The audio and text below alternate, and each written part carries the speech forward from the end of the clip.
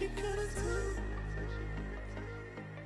And I can't stop thinking about you, but what you gonna do? And you know I'm feeling good like that, so what you gonna do? And I can't stop thinking about you, but what you gonna do? What you gonna do?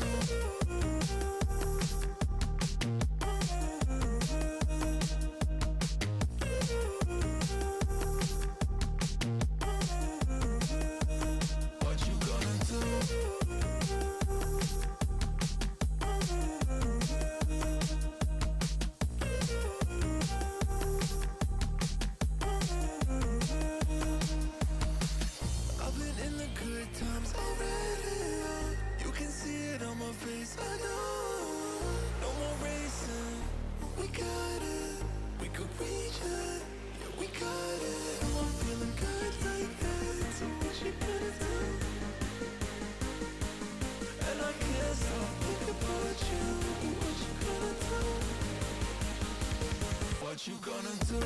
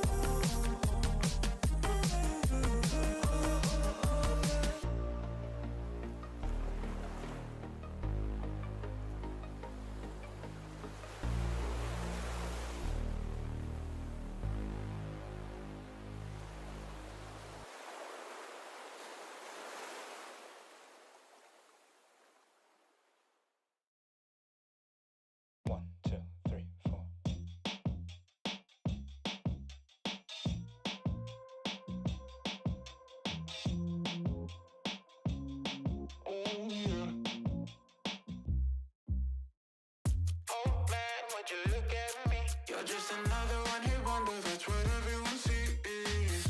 Ain't it funny how you wanna be the best, but you can't even get up and get dressed?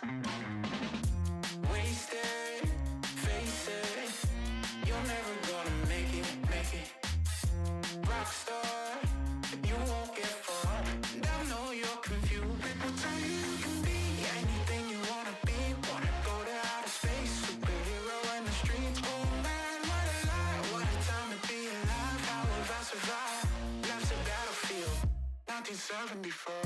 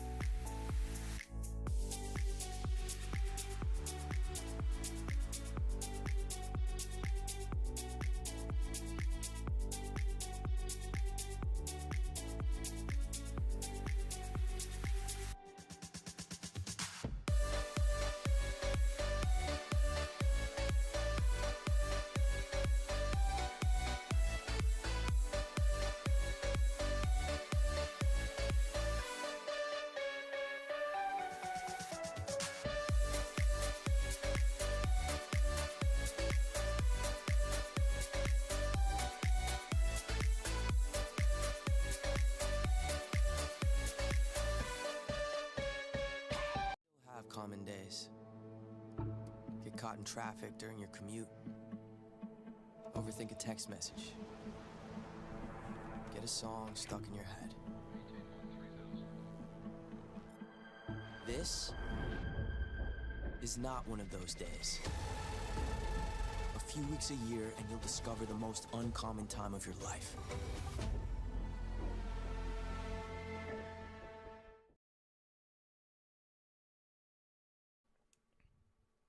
Hello and welcome, Rocket League fans. We are here. We are live. The NECC playoffs continues now. I'm FBI Tugboat here with me. Back in the saddle, Pyro. Pyro, how are we feeling? Great. We've got playoffs for NECC Rocket League. I feel like we've been waiting for this because the whole action across this semester has led up to these moments. We've got the top four for all these different divisions, duking it out to try to get to that championship final weekend. I'm ready to go.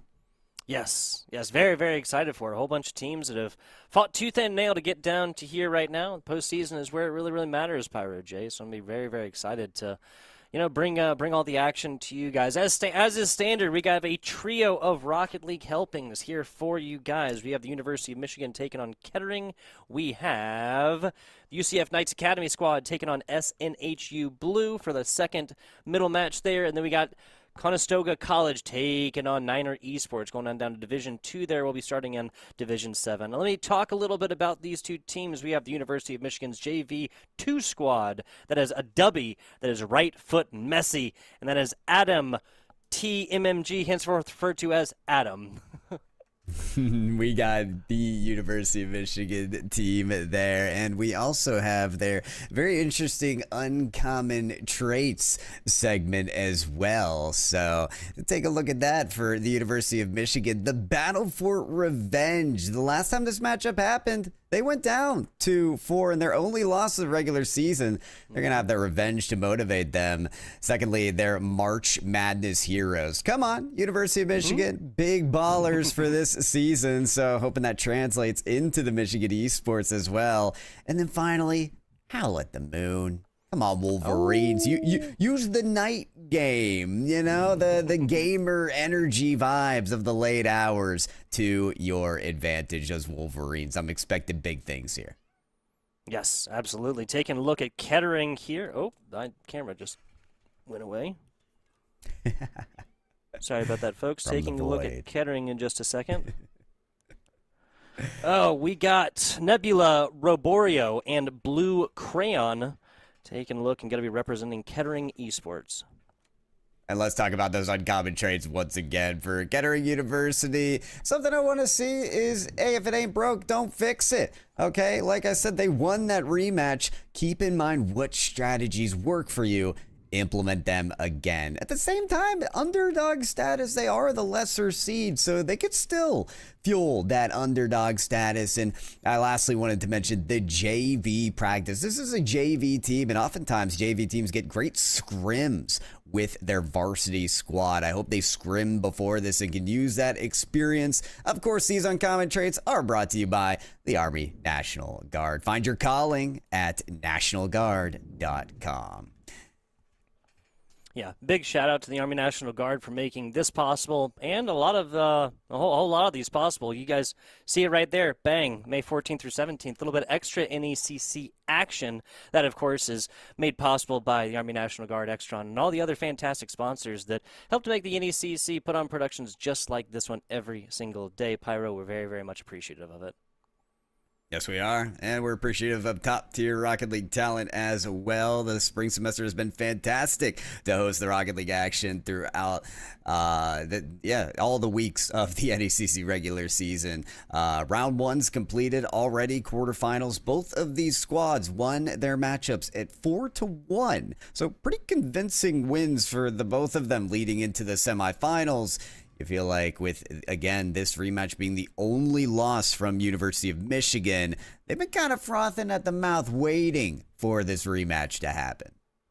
Yes. These are the kind of matchups that we all look forward to, right? Especially I mean, you mentioned it, one single solo loss during the regular season. Now time for a little bit of redemption and perhaps, again, as you mentioned, following up with the amazing things that the University of Michigan basketball squad did this year, right? National champions. March Madness was absolutely fascinating, taking it all the way in. And then a relatively close game against UConn.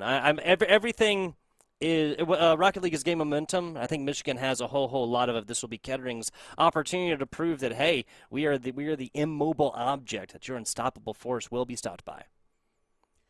It all comes down to this. I'm also kind of wanting to pay attention early on in this series when we do get the action underway is who really finds their footing. I like to talk about it all the time because I do cover RLCS for SSA, and we just covered the grand finals, the 5th Open for Sub-Saharan Africa. And the team that ended up losing the grand finals was not looking like their true form in the first couple games. It took them a little while to warm up. I mentioned that because there was a lot of pressure on that match with it being an important grand finals. There's just that same pressure in this match here. You know, in order to make the championships, you have to win this match. And so I wonder if that pressure kind of sets these teams a little bit jostled, a little bit off their footing for the start, or if it's that kind of mental push to harness your talents early in the matchup. So it's going to really speak to me based on which team is performing well from the get-go. And we get that right away. It's game number 1 up and ready for our first best of 7 semifinals of the night here. NECC playoffs. Let's get it moving. Let's get it going. Let's get it going. Like you said, best of 7 here. Anybody who's joined us in previous knows that some of these lower divisions will result in best of 5s. Well, we did away with that this year. We said, hey, nobody likes that best of 5. Those short series, I'm not about it. On board with Blue Crayon as of right now. Past the middle. Doesn't quite connect to Robo Rio? I love it. Oh, yeah. Yep, we got all the names up in here. Adam TMMG, Robo Rio. Everybody's part of it, even Right Foot Messi. And Messi, who might be a great striker, could have to play some defense here. As under the gun, our University of Michigan JV2. A lot of shots. They're coming out from the Bulldogs. Nothing hidden quite yet.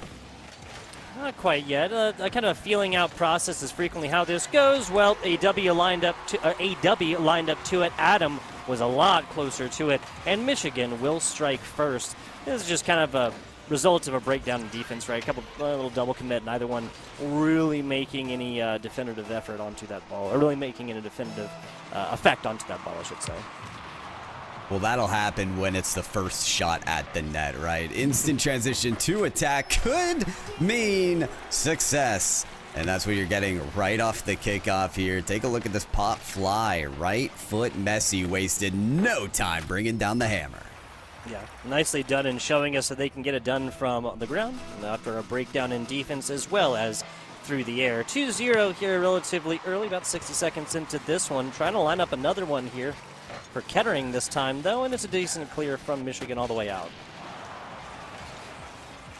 First demolition of the play from Nebula, keeping University of Michigan alive and awake, waiting, watching for maybe the next one that could come. But the next explosion was hoping to be a goal from Nebula's side. They took it up the field, but not in the net.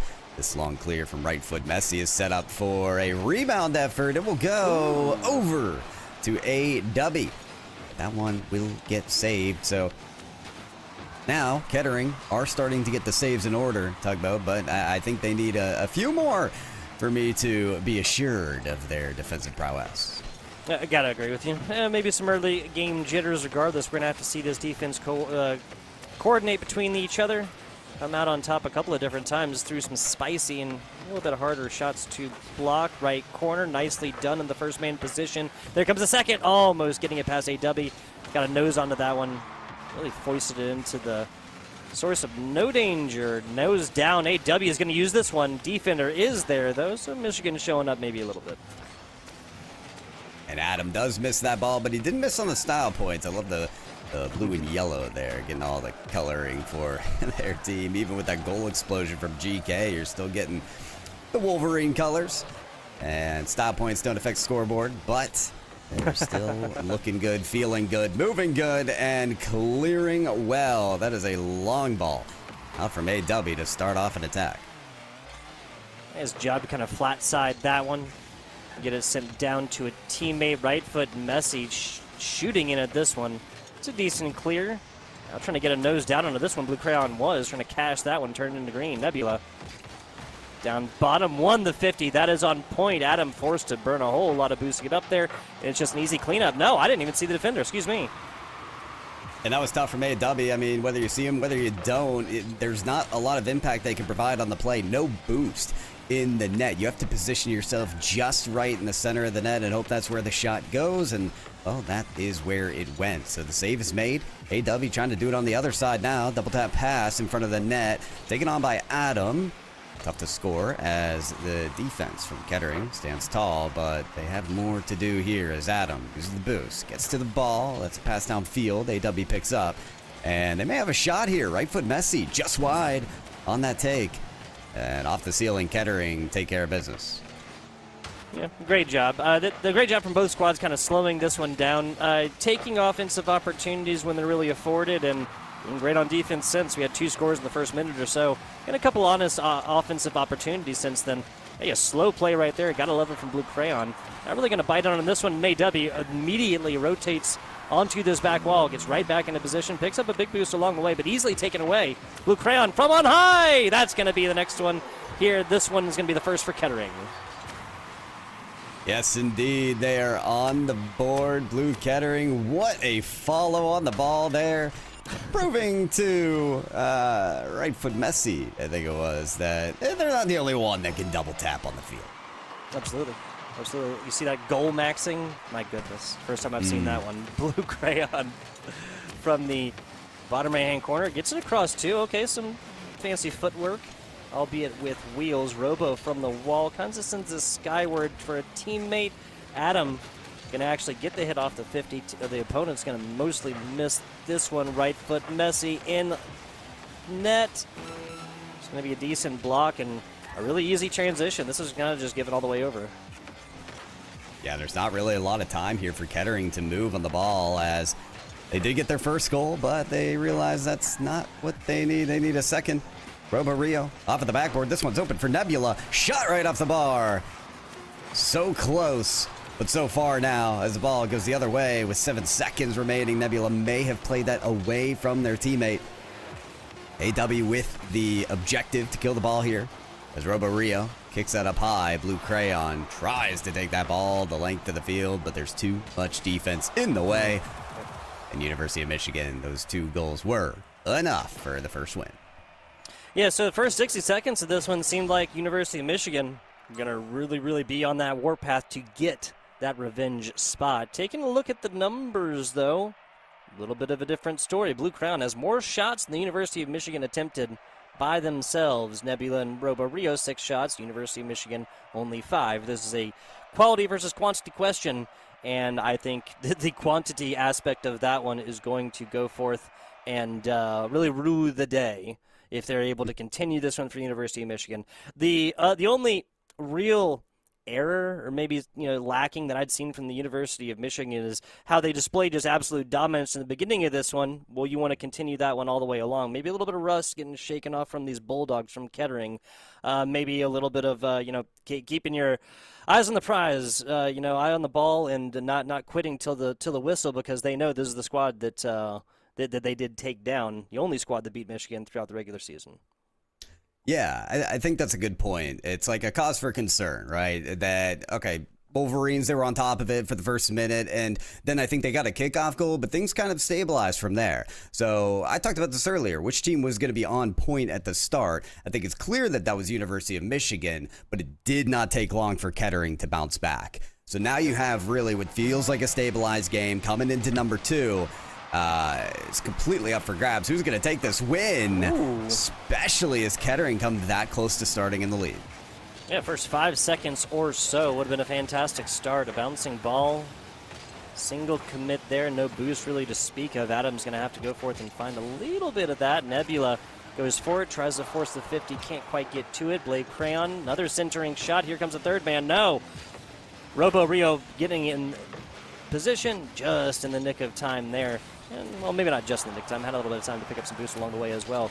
Dual demo, something we might see a whole lot of more in this game number 2. Yeah, there's all kinds of factors you can employ to get the advantage for your Rocket League team. Demos are part of it. Double demos, an exciting component, though. It means everybody's bringing the heat. The ferocity is at an all-time high. It's hard to do that for Robo Rio, though, when you don't got the boosted support. Instead, Nebula has to fly into the wing to make that shot count. Blue Crayon, that boost is taken by their teammate. Maybe they can get a pass off, just about. But the shot from Robo Rio, right off the post. Now Blue Canyon being the one needing to play defense here, repping that Carmine Core decal. Can they look like Vadira here? Flip reset, so close to being grabbed, but those 4 wheels didn't touch at the same time. Robo Rio off the ceiling, pass over to a teammate. It's shot there by Nebula and saved again. Wolverines coming up with all the saves. Oh, yeah. Oh, yeah. The fanciness right now is coming from the Wolverine defense. I said that about 3 seconds too soon, Pyro. Up to this point, there's kind of like some slower shots and passes that would connect, but would just get blocked out after that one. That was going to be AW a nose away from getting a block on that one and keeping it a 0-0 game. Feeling like a war of attrition here. I mean, who's got anything left by the end? And Kettering University do a great job of whittling away the defensive line of University of Michigan. Got to keep an eye out for these long-standing possessions of Kettering. That seems to be a huge strength to their unit, as it almost translated into a second goal. Fortunately for University of Michigan, they do stabilize for the moment, but now they're playing corner ball. They don't have the boost. This doesn't look great for them. They're doing their best to stay alive here, positioning on the backboard. The save just made by AW, the only player with boost on the team. Yeah, and Robo Rio puts this into position that almost forced the own goal on the other side. Pick up a side boost along the way. You want to try and get past this. Right foot Messi just purchased their team a little bit of time to come back after a bump and a demo right there. There was only one player back. A fantastic job to realize the bad situation that you are in and do what you need to just by a couple precious seconds. AW may have a lane here, 1v2. They go for the dunk off the save of Nebula, but couldn't get that around. Now the boost grab into the pass to Blue Canyon, and the long clear is deflected. University of Michigan have been able to bring the play of game a bit more to the center of the field rather than their own defensive half, so that will offer a bit more breathing room for them. But for how long? This ball's right back to their backboard. Rio unable to get that touch, but here comes AW. Seems to always be the front man for Michigan when they're turning it to the other side of the field, and forces Robo Rio to get that clear. Speaking of clear, is Blue Crayon trying to get it done themselves, just a little bit too close to the wall to actually get the angle that they so desired. Hey, low-scoring games, I'm not against them whatsoever. I say all the time that a 1-0 game, whether or not it goes to overtime. Whoa, right foot Messi almost got an own goal right there, but got it just to the outside on that angle. Yeah, keeping it in play here for their team. And keeping it a 1-point game as well. Nebula able to cradle that ball right to the near side. Made it a little bit sketchy, but got the job done. And the pinch play attempted from Adam. That one did not find the right bounce, but AW does once again come up with the ball to 1v1. Pass over to a teammate, and yes, right foot Messi closes the gap. The game is tied. There you go. Harnessing their inner namesake, Messi. Fantastic pass from the teammate. None of this happens without AW. Yeah, and actually, if AW actually takes this shot, then it's probably cleared off the backside. As it is, 55 seconds, tied game. Something tells me we're going down to another 2-1 scoreline. Who's going to win? I don't know. It is tough to say. I think that Michigan have become a lot more comfortable playing defense throughout game number 2. And with that confidence, have translated some great chances on the counterattacks, including that. Very close chance there from the same duo we saw earlier, AW and Messi. But now, they're frazzled on the other defensive side. Messi's able to help out AW by getting the save and then the demolition. But this one's still completely up for grabs. Nebula, the bruiser here, not letting the teammate get demoed without a little bit of retribution to the other side. A pass to the right corner. AW kind of influences it, but doesn't really get the angle that they do want. A bouncing ball across the middle. We're sub 10 as of right now. Lurking, waiting in the wings was right foot Messi right there. Defense probably has 1, maybe 2 stops before we do hit that OT. Volleyball type situation. Teams still can win, of course, right here as long as that ball does not touch the ground, and that looked a little bit dangerous. Blue Crayon off the corner. There's going to be a pass right there. Blue Crayons actually should be happy they did not hit that. They would have put it to the corner and deaded this ball. No opportunity for either team. Set up once again. That will be OT. And yeah, they definitely had some volleyball action there. But back to Rocket League. The big ball gets hit with the soccer car. And we will find ourselves the extra time goal nearly. No, AW is just that guy from Michigan. It was just kind of funny, right? They're like fighting tooth and nail over it, and then eventually just one of them puts it against the corner, and they're all like, all right, it's time for overtime. We're done with this one. Oh, all the way from downtown. Right foot Messi gets it done. This all comes off the back of Adam TMMG putting this off the corner wall and coming up to it. What the third one right there? Yeah, AW actually didn't even make contact. Did not need to. A 2-1 victory here for the side of Michigan in fantastic form. Well, we talked about those ARNG uncommon traits earlier, and it feels like the taste of revenge is sweet right now for Michigan. They had lost this matchup earlier in February, 2-4, and now they've already got their 2 wins that they got against Kettering, and it's only game 2 closing in this series. So you got to think about it right now. They've got a lot of clearance to take the win in this series, but you do feel like it's far from over. You have another close game where it's 1-1, goes all the way to overtime. University of Michigan's defense tested way more here, Tugboat. They made 11 saves compared to the 0 made by Kettering. Their defense wasn't tested at all. So you feel like for Michigan, if you can get this ball down the field and start peppering some shots, you got a winning condition. Yeah, no, you really do. Especially once this team shows us that they're able to get this many defensive stops. I mean, we saw some really, really high-flying and fancy footwork, whether it's up in the air, down on the ground, regardless. Brick wall impersonation, mostly done here from Michigan.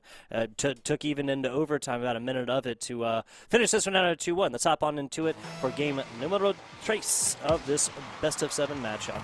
Gotta hope. I mean, we're not pulling for winners and losers here necessarily. We gotta hope the Kettering pulls this one back a little bit. I mean, it's been 2 single-score games that usually translates into a little bit of a longer series, Pyro. Yeah, that's both the good and the bad thing about Rocket League, right? Is that you always have the chance. You always get a clean slate every 5 minutes. There's no inherent momentum in the game, if the games are that close especially. But that also means you could lose every game by just a hair, by just a pixel. So it can be equally as frustrating. It'll be important for Kettering to not get their mental down just because of those losses. It's true. It's true. Yes, no physical, actual, momentum brought, but the mental momentum, right? The motion between your ears, right? The vibes and all the intangibles. One of the reasons why, sporting events, esports events, doesn't really matter. I mean, you can boil things down to numbers all day long. The difference made on the field. 60 seconds into this one. Do not color me surprised. There are no scores on boards quite yet. Ooh, not yet, but a collision there right by the net is needing to be made by Michigan, and no surprise by it. They've had a lot of defensive action, and we're going to see even more, I'm sure, as Nebula tries to find their way towards the blue net. Robo Rio pass over to Blue Crayon. Shots on target. AW gets a save, and I feel like we didn't get to give AW their flowers. It was a wonderful pass earlier in game number 2, and they've made some incredible saves as well already in this game, throughout the series. They need AW to continue to step up. Yes, they do. Yes, they do. I mean, it's a 3-person game. AW has done plenty there and early, but this Michigan squad is certainly proving to be a tough nut to crack. Ooh, down low. Nicely done. A low rolling screamer from Adams, set up by AW once this hits the corner. And this all just boils down to a minor mistake with the second player back there from Kettering. Regardless, however it happens, Michigan head by 1 once again. Tell me if you've seen this movie before. think I have a little deja vu here. And for Kettering, with this repeated action, there are lessons to be learned. A lot of time they have all this possession. They want to extend their team towards the blue net to get that goal, but at times that leaves them empty-handed on the counterattack defense. They can't transition to get that save in time, and they end up with a loss on the scoreboard. So somehow Kettering have to strike that balance just right and not get scored on the counter. Yeah, something I've noticed is that Michigan is utilizing the outside lines of this Rocket League pitch. Wow, uncharacteristic. Exactly at halftime, this bounces basically in between the hands of 3 different players or so. Nebula puts this over. An uncharacteristic miss. Yeah, that's the only way you can describe that one. An uncharacteristic miss from right foot Messi. 1-1, just like that. Yeah, it's tough for Michigan. They had the 2 layers necessary to both cover the redirect and the miss. Problem is they both committed at the same time for that redirect, and with the miss, the ball bounces in a tragic way for a goal to be scored. But hey, not so much for Kettering. That is the exact kind of goal that you just take and run with. Absolutely. And in low-scoring games, these are the kind of mistakes that you cannot really afford to make, right? I mean, 3 scores in both of these, 1-score difference. If that equals out to a 2-1 for the side of Kettering, they're going to be examining that minor mistake and really just thinking about how, fast-paced Rocket League can be. He'll whip by in the blink of an eye, that's for sure. As Robo Rio's trying to get those quick mechanics in tow as well. And it's a nice air dribble, but it gets saved pretty easily. Right foot Messi on the boost steal, abandons the ball and allows a teammate maybe to find their way into it. Not after the pinch, though, from Kettering. They're looking to get momentum wherever they can, especially if it's a team effort. Adam, pass, center, shot from right foot Messi. Nice finish. A little redemption, perhaps, and this seems like it starts off with that tiny hit from a Kettering player. I believe that was Nebula onto one of the other 2. This kind of puts them out of position for the clear on the left side corner. And once again, tell me if you've seen this movie before. A tiny misplay on the defensive side equals out into a goal. Nope, that was no mistake. That was just AW playing absolutely fullback position for himself. Hits the ball right here and then goes for the defender. Love it. Yeah, it's set up so well because if you dodge into that touch, you're not only giving that ball the momentum to hit the net high, but also your own car's momentum to go past the ball to get that bump. I mean, AW had the idea for the bump before that shot even started. Adam, okay, that one, a close one, but does fall in. So W puts it over here. There's no player back. I'm not sure. Maybe trying to pick up that corner boost. Can't quite see it from the angle. Regardless, we have, score difference right now equaling out to the total goals in game number 1 and number 2, and that was with a little overtime action. So 60 seconds to go, but the way that goals have just been materializing seemingly out of thin air off the back of tiny misplays, maybe this one ain't over quite yet. Yeah, well, it would be quite the effort here from Kettering University, but at a certain point, you kind of got to put the foundation for a path ahead later on. Okay. This is going to be a stone that you, I guess, dig back out of the pavement. This is not the avenue you wanted to create. True. I also look at this as a situation where it's like that tiny little snowball gets rolling on down the mountain, turns into an avalanche. What I mean by that is once there's a 2-score differential and only a little bit of time left, of course, Kettering is going to go forth and just throw everything and the kitchen sink into offensive efforts, right? Completely abandon the defense because, loss of 4 like it is right now, loss of 1 like it's been previously, loss of 10. It's all the same within that 5-minute Rocket League game that Pyro J was mentioning before. There will be a total reset after this one. And hopefully, again, we want more Rocket League. Hopefully, not a 4-0 sweep in the playoffs. And it was strong finishes from both teams in the quarterfinals. 4-1 was the score for both quarterfinals of these teams. So, it's not like either team skated by. This rematch went to Game 6 earlier on in this semester, but one thing might be clear, and that is that University of Michigan, their JV2 squad, has hit another level. They're on match point to make it to finals. Yes, they are. Bring that one just a little bit closer. Now, these shots attempted a lot more even-handed. Doubling up on the save amounts, though, is the University of Michigan. Yeah. Every goal assisted as well. 2 goals, 2 assists for AW, 2 goals, 2 assists for Adam, 1 goal, 1 assist for right foot Messi. Before this one finishes, I do want to talk a little bit about what we were talking about earlier, and that is some of these kind of like key success or uncommon traits, of course, presented by the Army National Guard. Now, for the side of the Michigan Wolverines, again, this is a battle for revenge here, and they're really, really bringing that other kind of momentum from traditional sports in that March Madness heroes.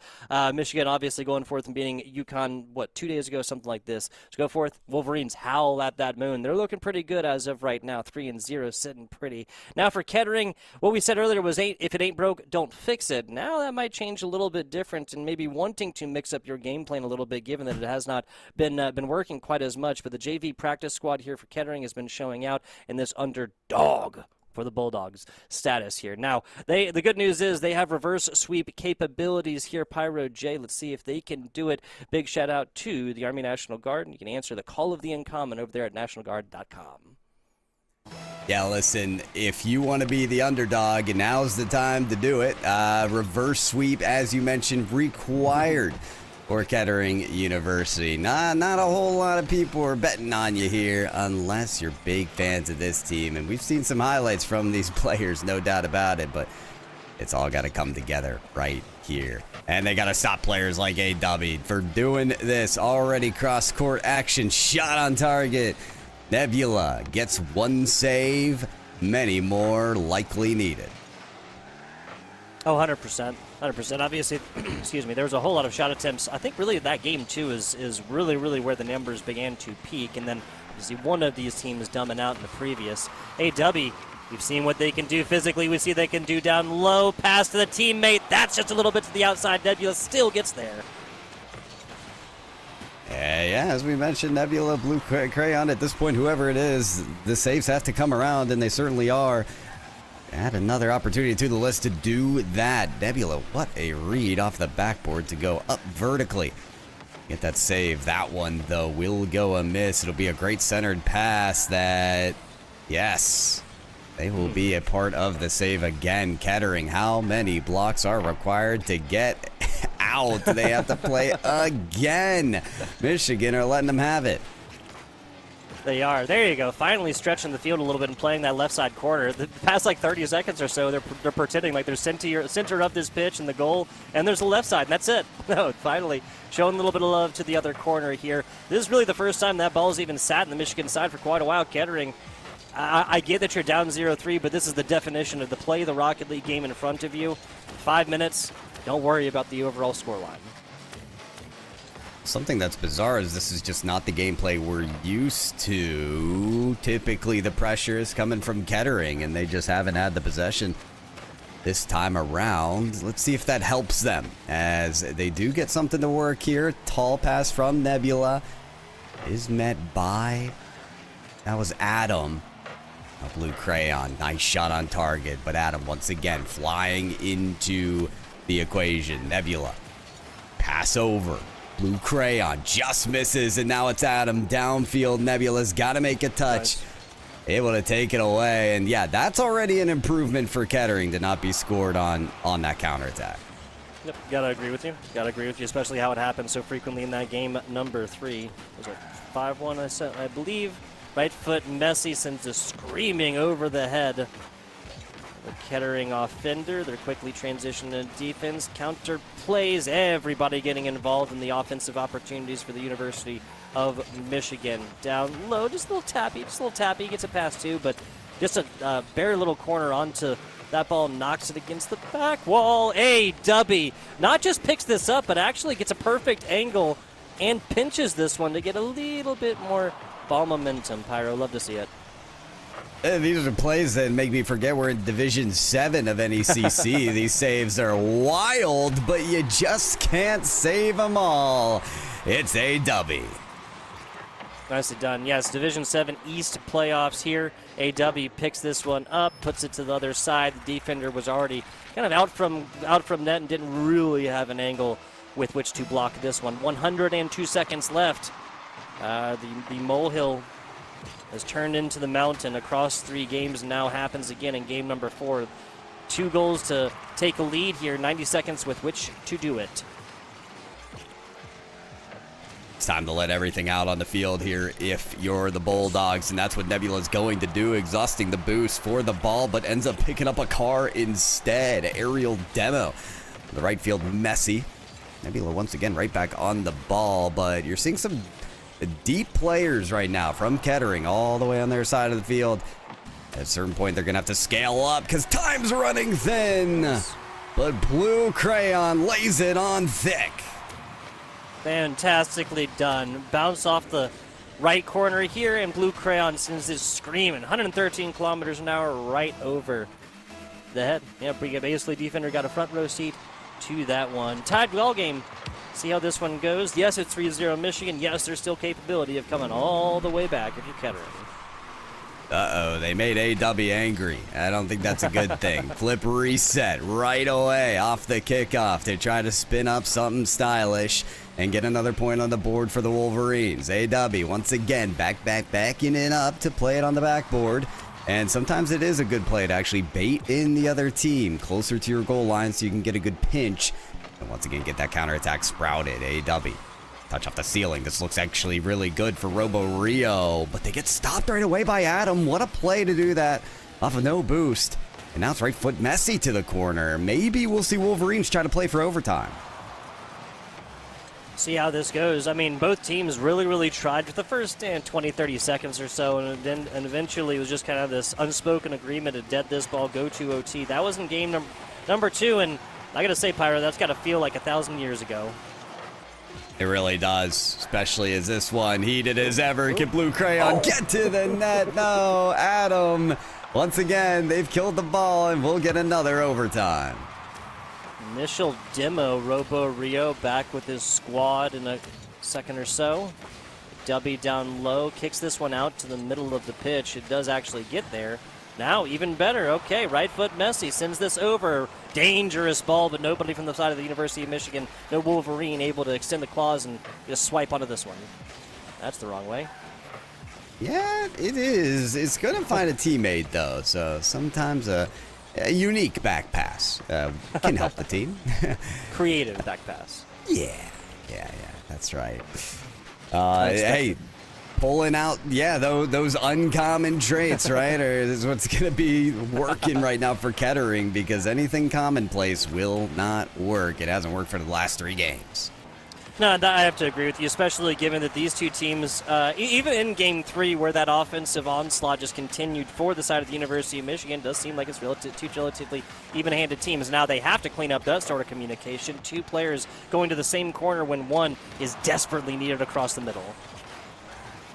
It's a good takeaway there for the Wolverines, and a shot should fly in at this point. Right foot Messi, past one. Blue Crayon up the field. What a touch, though, that will reach the net. Robo Rio makes an important save, impactful as ever. And with the demolition, right foot Messi just doesn't have the boost. AW has to make this tough save. Plays it to the corner. Robo Rio wanted more out of that one, and AW won't allow it. What a grind from both teams to try to carve away this OT winner. Robo Rio, quarter second too late on that one. Another backwards pass here for the University of Michigan. That was not accepted, so now they're just fighting to get this one out. Right corner, Nebula under. Hunter boost and plenty of skills to pay the bills. Pass to the middle. Bisections, 2 different defenders, and Kettering is taking it. They sliced them up. Wow. They spit them out. Nebula to Blue Crayon right at the logo. Combined for a late game success. Kettering University will hold on and push this series ahead. Love it. Love it. Shot attempts being pretty much the exact same as well. 7 attempted for Kettering. That was Blue Crayon with 5 of them and 2 goals made in, a save to boot. University of Michigan with 8. Even-handed game continues. I am unsurprised that we're not going to get a 4-0 between 2 teams that, again, showed themselves to be pretty well even-handed, especially given that it was Michigan that's, obviously a 3-0 lead coming into this game. and lost in the previous, that shows me that Kettering can get it done. They reprove what they did prove during the regular season, a 4-2 victory during the regular season. So it took it pretty far, but not quite the distance, Pyro. Felt like the result of this game was what could have been the result for a lot of these games. Maybe not the 5-1 victory from Michigan, but those other coin flip matches where it went to overtime or it was a low-scoring one-point game, right? Kettering just needed to work on a couple things, like finishing their chances and fixing the transition defense. And we saw some of those improvements in that previous game. So keep it solid, get those strategies in place, and keep it moving one game at a time. That's Kettering, one step, 3 more to go if they're going to get to the finals. Absolutely. Let's hop on into this one. Game 5 starting right now. Robo Rio from the top rope off of kickoff. Blue Crayon, an even better clear right here, is going to pay for it with their Rocket League car lives. Nebula, no boost to speak of, but gets it on over there. All 3 members, maybe that was a ball to chase, given that all 3 defensive members for Michigan, all 3 Wolverines were really sectioned all the way up. Kind of playing tire to tire right there. It was a secret meeting. They had to discuss their strategy a little more before putting their hands in and saying, what Connor Stallions was doing. That's right. But they said break, and they split up, and they're moving forward, and they're scoring for it. There's another counterattack goal for Michigan. Nicely done. Adam right here kind of hits it, like this is the result of just bouncing it off of a whole bunch of corners, and then Adam putting this one way off to the left corner, out of the reach of any defender. University of Michigan strikes first. When they have struck first, they have gone forth to take a lead every game so far, except for, of course, the game number 4 is when Kettering struck first. Excuse me. So that first goal, pretty impactful, but maybe not impactful to hold the lead. As we know, though, Kettering, they like to answer off that first goal, but talk about this feels a little quicker of an answer than we're used to. Yeah, I mean, 2 goals in the first minute. Last time we had that happen, Michigan was doing both of them. It was like a 3-minute delay before the next goal there as well, so maybe a higher scoring game number 5. That looked pretty righteous to get it in, and right foot Messi does not let the dream die. 2-1, just barely past 1 minute into this Rocket League game number 5. Love this duo of AW and right foot Messi. It's as if every time AW makes an aerial touch, the ball just glows like in Heat Seeker, and it is like a firefly to light from right foot Messi.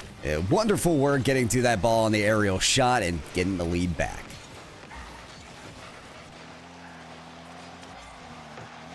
Looked a little dangerous there for the University of Kettering. I got to say, both of these defenses have really just been playing shoulder to shoulder like they're scared to leave each other's company. Yeah, it's a little bit close-quartered here. That does kind of help things, though, for Michigan. They managed to pick up that save, and Adam, a pretty even-handed 50-50. This one right in front of the net, though, as Adam double jump right in the slot of the shot. That's a good job to keep things squared away here. 2-1. Blue Crayon, though, not allowing any ease of entry onto their side. Adam, it looks like a fake. I'm not sure that was the plan. It's a pass over, and it works. Again, setting up right foot Messi for the goal. Yeah, 2-score differential. That was overcome. No, excuse me. That has not been overcome by either of these squads quite yet. It was Kettering that struck first in game number 4. Tied game to go down to OT. Now about 20 seconds outside of halftime. Couple of goals, and that's just to get it back to neutral, just back to that tied situation, Pyro. Well, they might have done the work to get part of the way there. Blue Crayon. They look weird. I'm not gonna lie. They look weird, but they're working, and that's literally all that matters. It is. That's kind of right place, right time, and you got to make an awkward jump to just get the right touch. But at least you were positioned appropriately. And that's kind of what I want to see out of Kettering. I want to see that adjustment made here in the back half of the series to say, okay, I'm going to take a gamble a little bit. I'm going to move up the field and try to take away a weak clear out of University of Michigan. Blue Crayon is trying to take advantage once again. High pass, and that one a bit high as well on the follow-up chance. Kettering will have to try again. Yeah, Robo Rio pre-jumps at this one like a quarter of a second early. Of course, when you're doing this, you're anticipating your teammate missing, but it doesn't matter. It's just Blue Crayon yet again. Somebody get a 59-50 out, something like that. A bucket, 10-gallon. That's a hat trick. I feel like we're seeing this a lot from Michigan. That is now second time this game, many times this series. It's just a double commit on the first shot. And any snappy play calls everybody to the stand. And for a team that needs to communicate and play their roles and try to get a better rotation forward, that's something to watch out for the Wolverines. And that includes this ball that goes across the field in their net. Yeah, again, this might just come down to the same sort of problem. Like, you have every single member running parallel with this ball in a perfect line as well, right? When this happens, you're going to have to come out of this line left or right, or obviously I guess you can come from on high, to be able to get an angle at a ball that's blocking that one away. This is sort of the result of bad luck as well. It's also sort of the result of the same thing that we've seen Michigan doing. That's just been too many of their players in too little a position to not be able to stretch the field when necessary. That was a dangerous angle blocked away. Oh, wait, hold on, Blue Crayon. No way! God, another cross-court goal. This one corner down. That's ridiculous. Wow. Yeah, that really, really is. That if that's one of my post shots, that's somehow going to bounce back and get into my own goal. 2-goal lead now after this team was down. I said it hadn't been done up to this point in the series. Kettering, they took that personally, Pyro. They did. They did say, we're going to show you exactly what we're made of. Pause? I don't know the rules on this one. I don't know if anybody is actually allowed to take a pause on the game. Good question. It is being respected as of right now. That was about 1:12. Let's bring it on back to us, perhaps. Talk a little bit about how this Game 5 has come back from the brink. That's the best way to describe it. I mean, you guys heard me. I was talking about it. You know, no team has come back from a 2-score deficit. This was 3-1 a little bit before halftime there for the side of Michigan. I want to point at logical, amazing things that the squad has done, and I really just have to point at Blue Crayon and getting they're weird, they're unpredictable, they're it might even be described as random shots or something like that. They're hitting. Man's got a Texas hat trick, 4 goals on 5 shot attempts. You can't argue with these results, Pyro. No, their shooting percentage is fantastic. I mean, some players, they understand when their back's against the wall that, okay, I got to put the cape on. I got to be the hero here, and I got to show up. And Blue Crayon has done exactly that. I talked about especially the factor of their positioning. You could play a little more hesitant, a little safer, but that's kind of how you've been playing the whole series, and it hasn't worked out. Rocket League's a game of pressure testing that tempo, right? Can I push that a little more dangerously and not play as safe? How's it going to work out for me? And yeah, that tempo pushing from Blue Crayon has been fantastic, and they've been catching out Michigan on a lot of plays. Hopefully the time can be reset here for this game number 5. It is, as the series is 3-1. Probably reset Tugboat at what I want to say was 112, like you mentioned. Yep. Yeah, and keep that game going 5-3. I just always like to mention it. There's there's an audio tag. You don't have to go through 1,000 text messages. Players right now just talking about the weather as of right now. We'll get this one set back up. But I mean, can you be surprised that a series like this ends up going to OT when you have one score differentials, 2 overtimes, neither of them being particularly long necessarily, which is in a lot of ways kind of like the perfect overtime, right? Instead of just two teams battling back and forth, like, oh my God, we just got to get one, right? It ends out in about, I think it was 70 seconds or so was the longest one of those. We'll be adding this time back on in here, so we're going to be coming back in about a minute or so. Reset called minute 12, whatever. We're giving them about 30 seconds left in this one. That is 2 scores down now for the University of Michigan. They would love to end this one in 5, Pyro J, but it's going to be a Herculean task and a Sisyphusian ask coming up.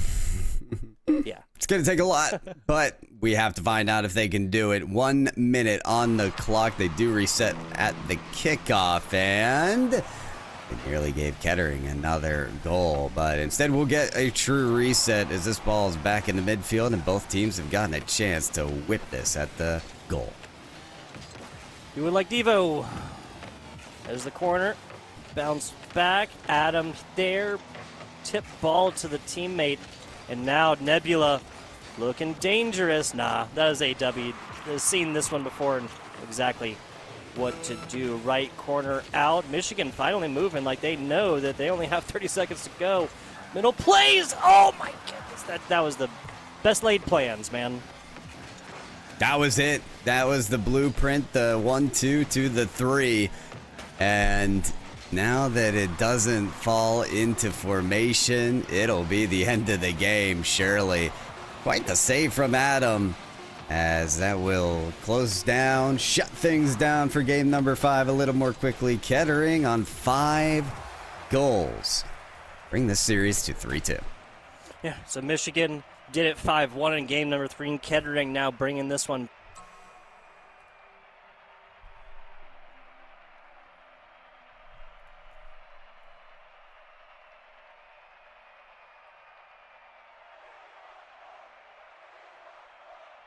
Yeah, especially as I feel like the saves made tell the story as well. You've got just 2 saves from Kettering, when most of this series has been the opposite. It's been the inverse, right? Michigan had been making all those, or not as many saves, like 1 or 2 or 3 in a game.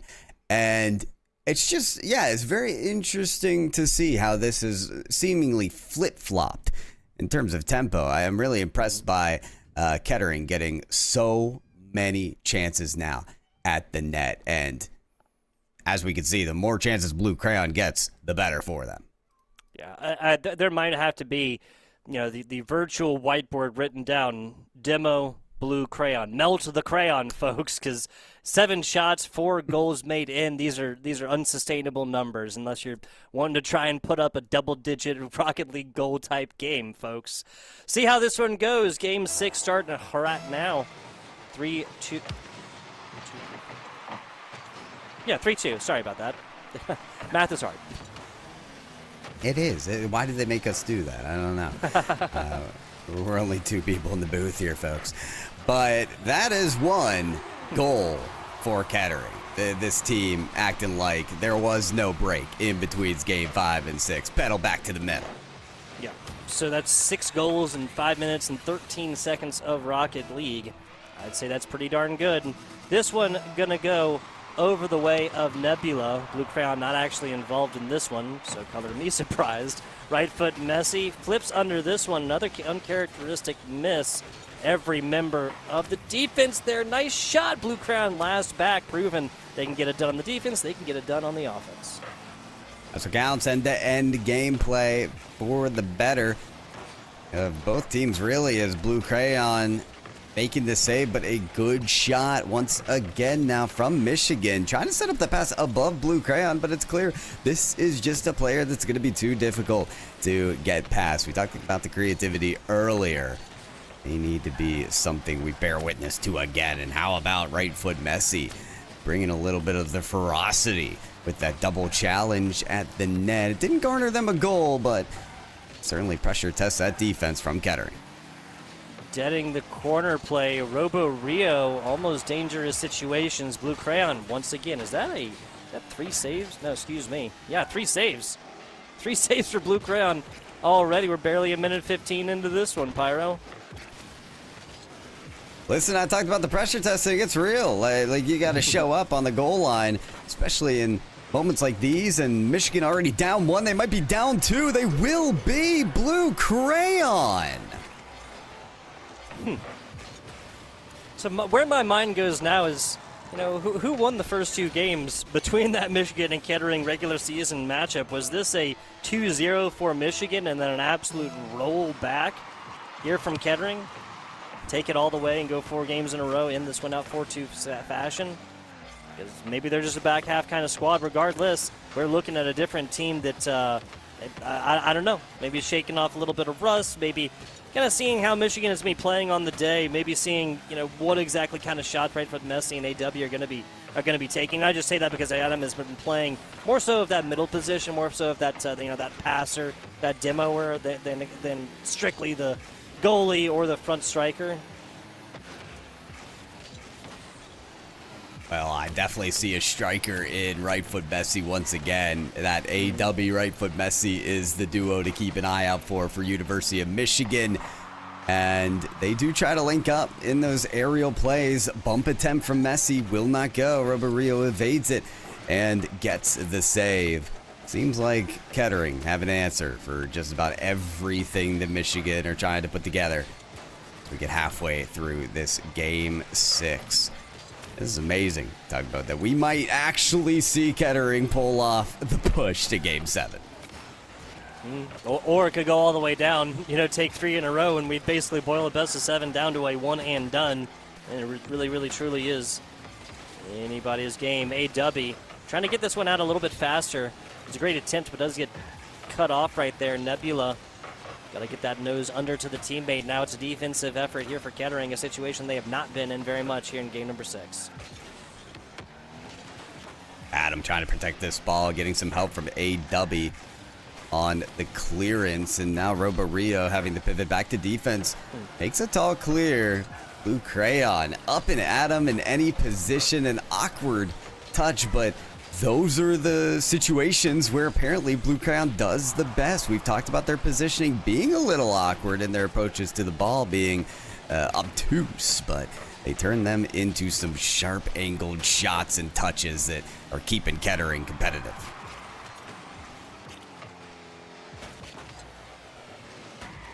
Gotta agree with you.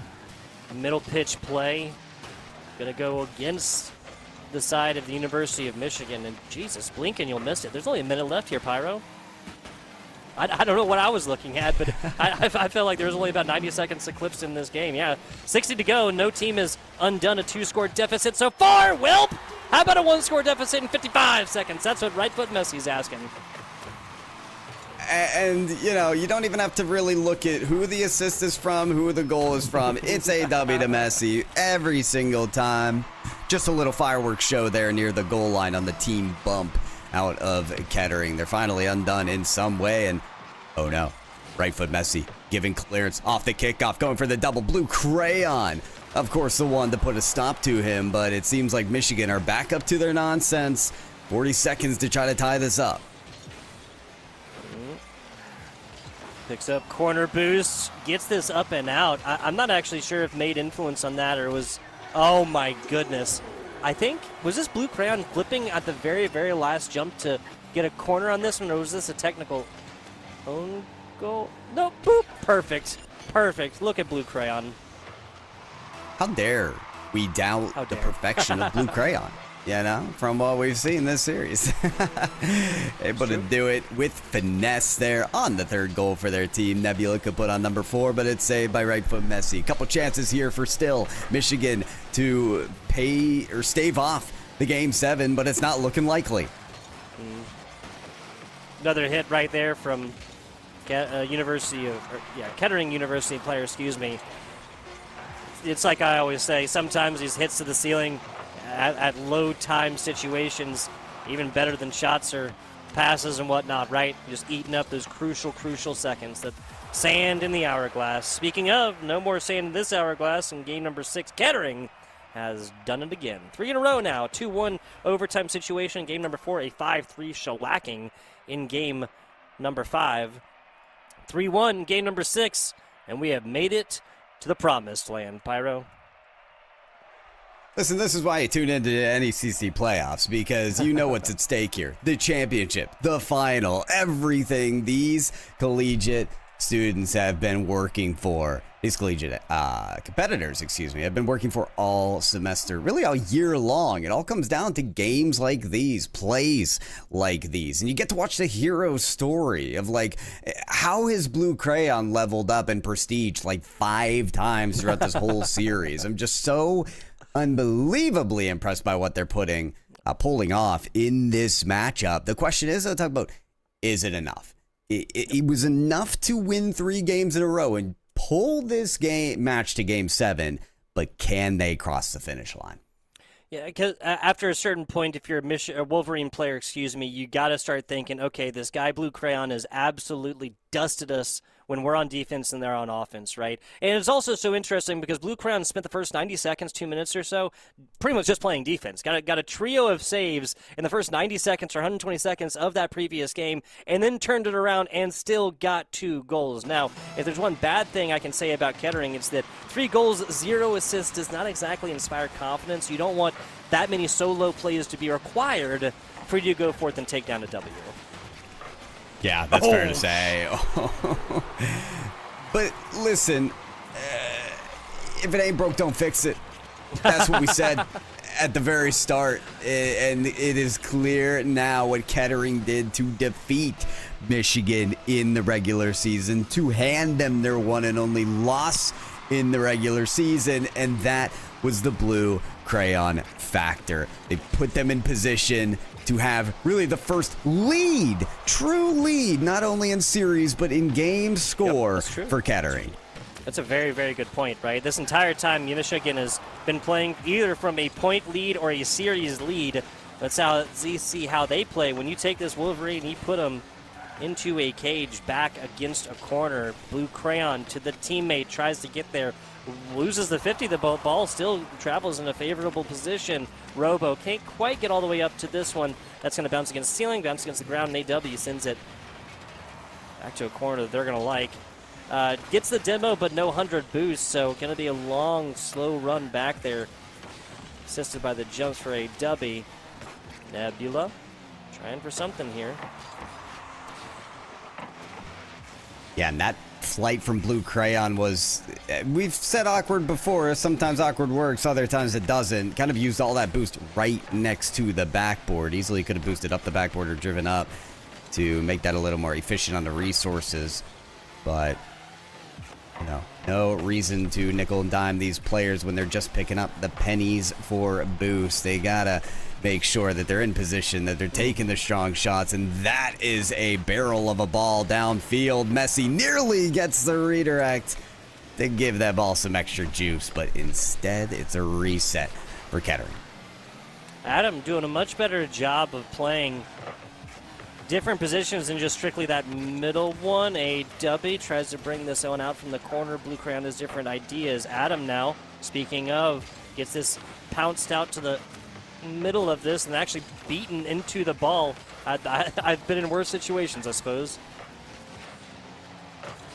Okay, all right, a comfortable situation though for AW. You know, they've been in worse situations as well, as it's not a difficult save for them to make, but Blue Crayon could turn this into a tough shot to save. Pass down to Robo Rio. That is blocked. Demolition as well on the right foot. Messi looking to clear the path here for Kettering to try to advance their lead. Gonna be tough when right foot Messi right back on the ball. Doesn't get the read up the side wall. Here comes a pass over from Blue Crayon. The attempted bump as well won't go. AW has some space here, but you can't take all that time because here comes Blue Crayon on the recovery. Getting that counter. Team bump over on Michigan while right foot Messi's trying to bump everybody out of the way. Pass from the backboard goes Nice. to Adam. And there's your tie ball game. Yeah, you had to see this like kind of coming eventually. AW and teammate Adam kind of get stuck up underneath each other, but there's actually no real bumps necessary. It kind of came earlier in right foot Messi. You see at the very, very end hitting Nebula. Right foot Messi had been up there and trying to disrupt those best laid plans. Gonna result in a tie ball game 1-1 here after, what, 4 scores in the previous, 8 scores in the previous, 6 scores in game number 3. It's only games 1, 2, and 4 that have really been a little more reasonable when it comes to total Rocket League goals. That's right. Nebula, you can see the weariness in their positioning. They have no boost, but they're still willing to back up in the net because they know what could come out of the Wolverine attack. It looks hungry now more than ever as AW takes the shot against a defense that didn't have enough to get it away. Nicely done. Yeah, AW, right foot Messi, either one in the attacking position, one in the passing position, doesn't really matter. Efficiency and coming out on top is the common theme between either of those two situations. Middle ball, no demos, now going in for it. Blue Crayon setting this up for the teammate. No, setting this up for themselves. I love it. Listen, whatever way that it can work, you might as well go for it here. Kettering, you've done so much to pull off what looks like a completed reverse sweep, but now more than ever, you gotta show your strengths. Almost a minute remaining, and we see demos on either side. A 2v2 turns back to a 3v3 as the ball taken up the field. This is a chance for Blue Crayon to do a top corner placement just outside. AW gets in front of the pass to the infield, and this miss from Adam sets up Nebula. That shot's wide as well. Kettering with chances, just need to close. 45 seconds. University of Michigan fighting for ball, barely inside the Kettering's third of this pitch here. A bouncer. It looks like they're leaving a defender back. Yeah, I mean, that just makes sense at this point. 30 seconds to go. AW hits this towards the middle, tries to take in themselves. Kind of undercarried shot, not really going to do much, but is burning time. Precious, precious time, Pyro.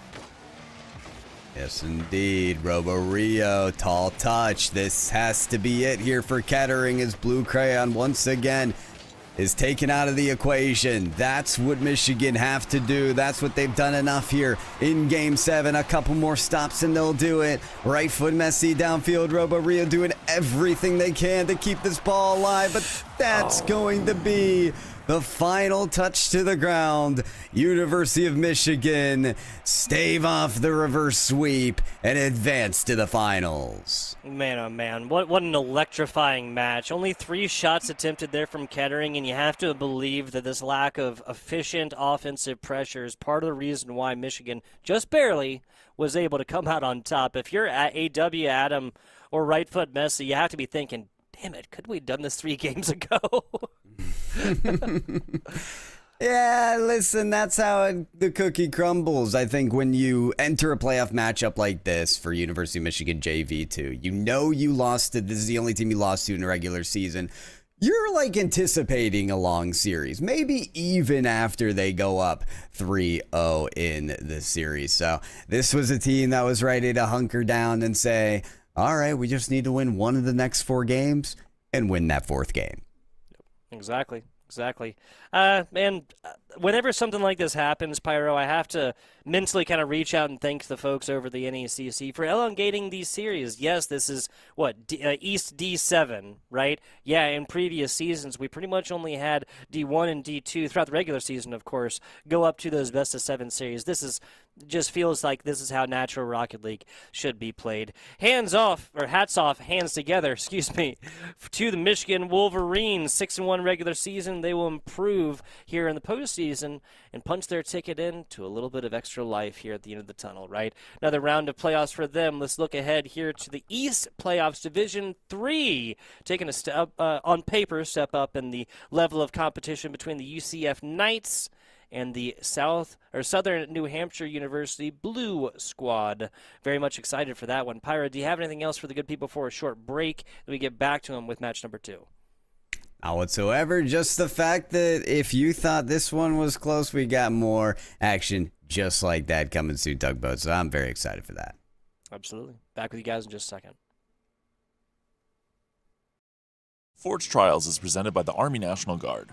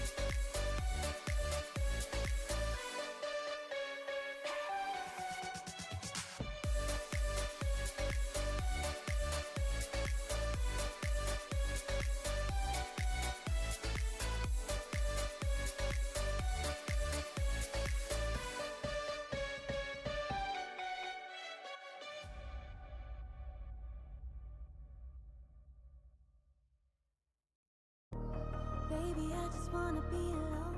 I don't need your company, stop blowing up my phone. You don't get the things that I've been through, and I don't have the time to lay it all in front of you. And you think that you wanna save me. You don't know it, baby, why you do this? I got this under control. You think you do, but you really don't know that I don't need a savior. You can't be my savior. I'll save myself. I'll save myself. No, I don't need a savior. You can't be my savior. I'll save myself. I'll save myself. I'll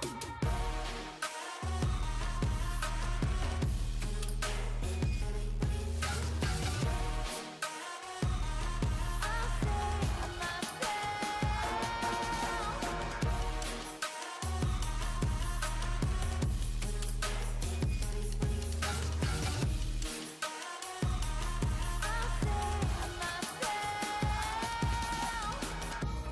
Baby, I just wanna be alone. I don't need your company, stop blowing up my phone. You don't get the things that I've been through, and I don't have the time to lay it all in front of you. And you think that you wanna save me. You don't know it, baby, why you do this? I got this under control. You think you do, but you really don't know that I don't need a savior. You can't be my savior. I'll save myself. I'll save myself. No, I don't need a savior. You can't be my savior. I'll save myself. I'll save myself.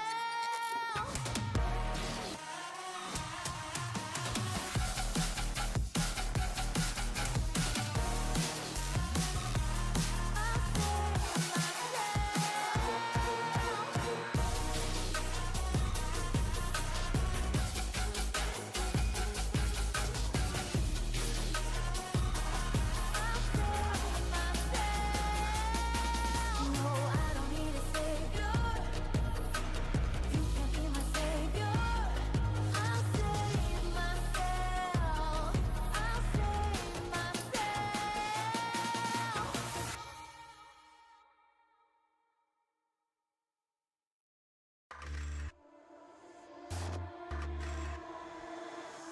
I stand back and I watch you explore. In perfect vision, like I've been here before. Falling faster, I try to ignore. I see you, I see you.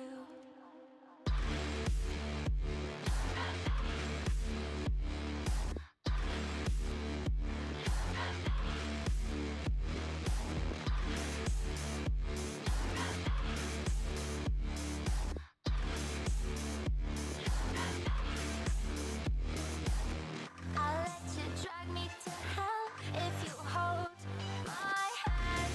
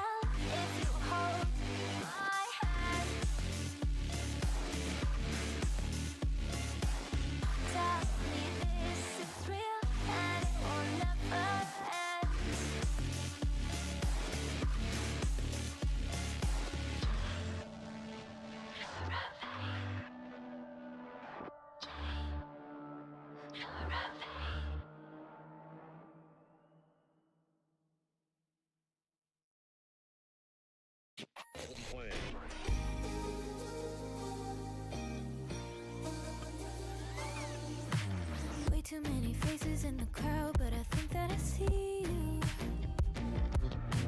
One too many days got me changing up the way that I need you.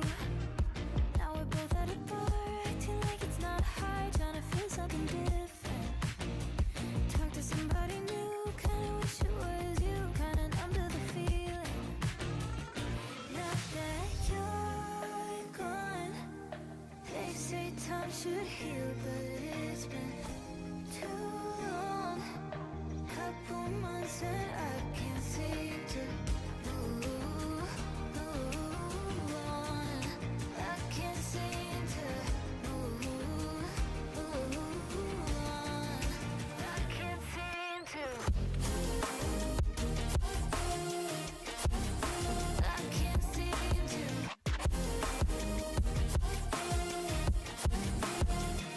Not that you're gone. I can't seem to. I can't seem to. Laying on my floor, thinking about all the things that we've been through. From 24/7 to pretending like I never met you. No, it's all for the best, cause I know we're a mess every time we're together. Going out of my mind, and I wish I could lie, tell you that it gets better. Now that you're gone, they say time should heal, but it's been too long. Couple months where I can't seem to move on. I can't seem to move on. I can't seem to.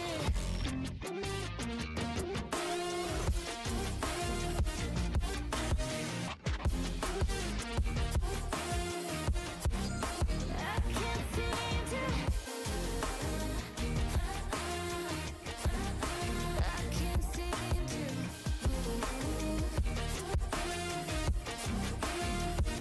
Now that you're gone, they say time should heal, but it's been too long. Couple months and I can't seem to move on. Hello and welcome back. The NECC Rocket League playoffs continues right now. FBI Tugboat and my man Pyro J. A barn burner, a game seven that I'm sure Michigan did win, but I'm sure they didn't want to go all the way down there. Took down games 1, 2, and 3. Lost games 4, 5, and 6. Took it down in game 7. Big shout out. Hands together there for Michigan. We're taking a look at Southern New Hampshire University and UCF. Yeah, Southern New Hampshire University and the UCF Knights. Yes, SNHU Blue. That is AJW24 Juice, probably henceforth referred to as Juice. We got Somber and we got Hector. Looking at the UCF Knights, we got Super Sosa and Lou. Pyro, I think you have a little insight in these two teams. Oh, yeah. We've got not just the insight, but the uncommon traits that it's going to take for these teams to do well. So let's flip over and take a closer look at that for SNHU Blue. Maybe. So uncommon traits for this team.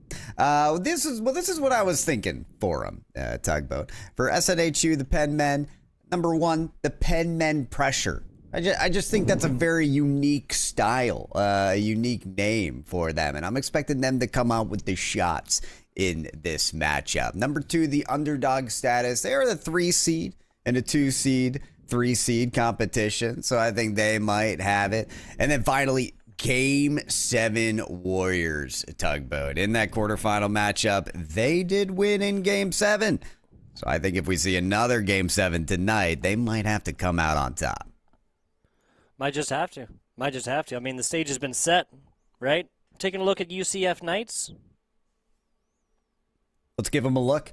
Let's give their uncommon traits a look. UCF Knights, number one, just like the Knights wear the armor, they've got resilient steel. If SNHU is coming out with the shots, I think they'll have to have the defense that stands the test. They've got the upper advantage. They are the 2 seed.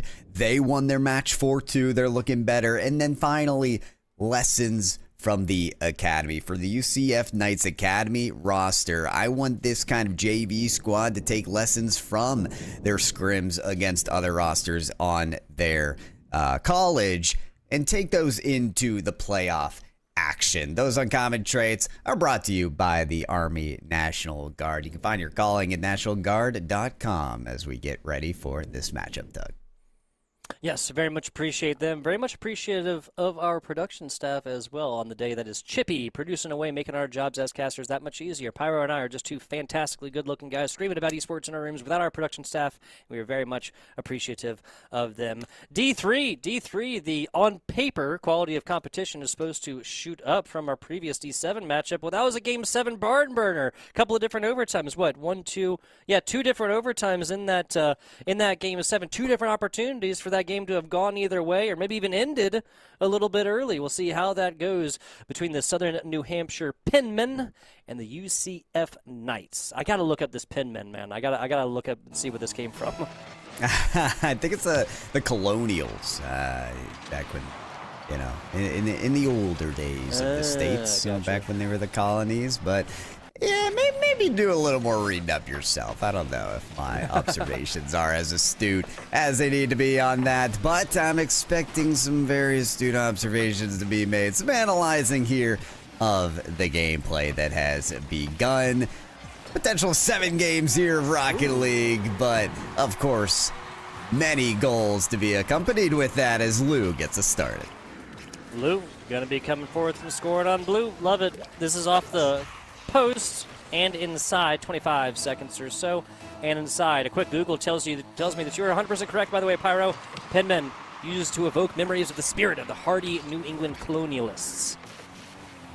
There you go. Okay, let's see if the heart is there on the field. So far, so good for the UCF Knights. They are the formidable roster at this point in time, but it's too early to tell anything in this series. That is, tell anything other than Lou to keep shooting. Another one looking good at the blue net, though it is SNHU putting up the defense.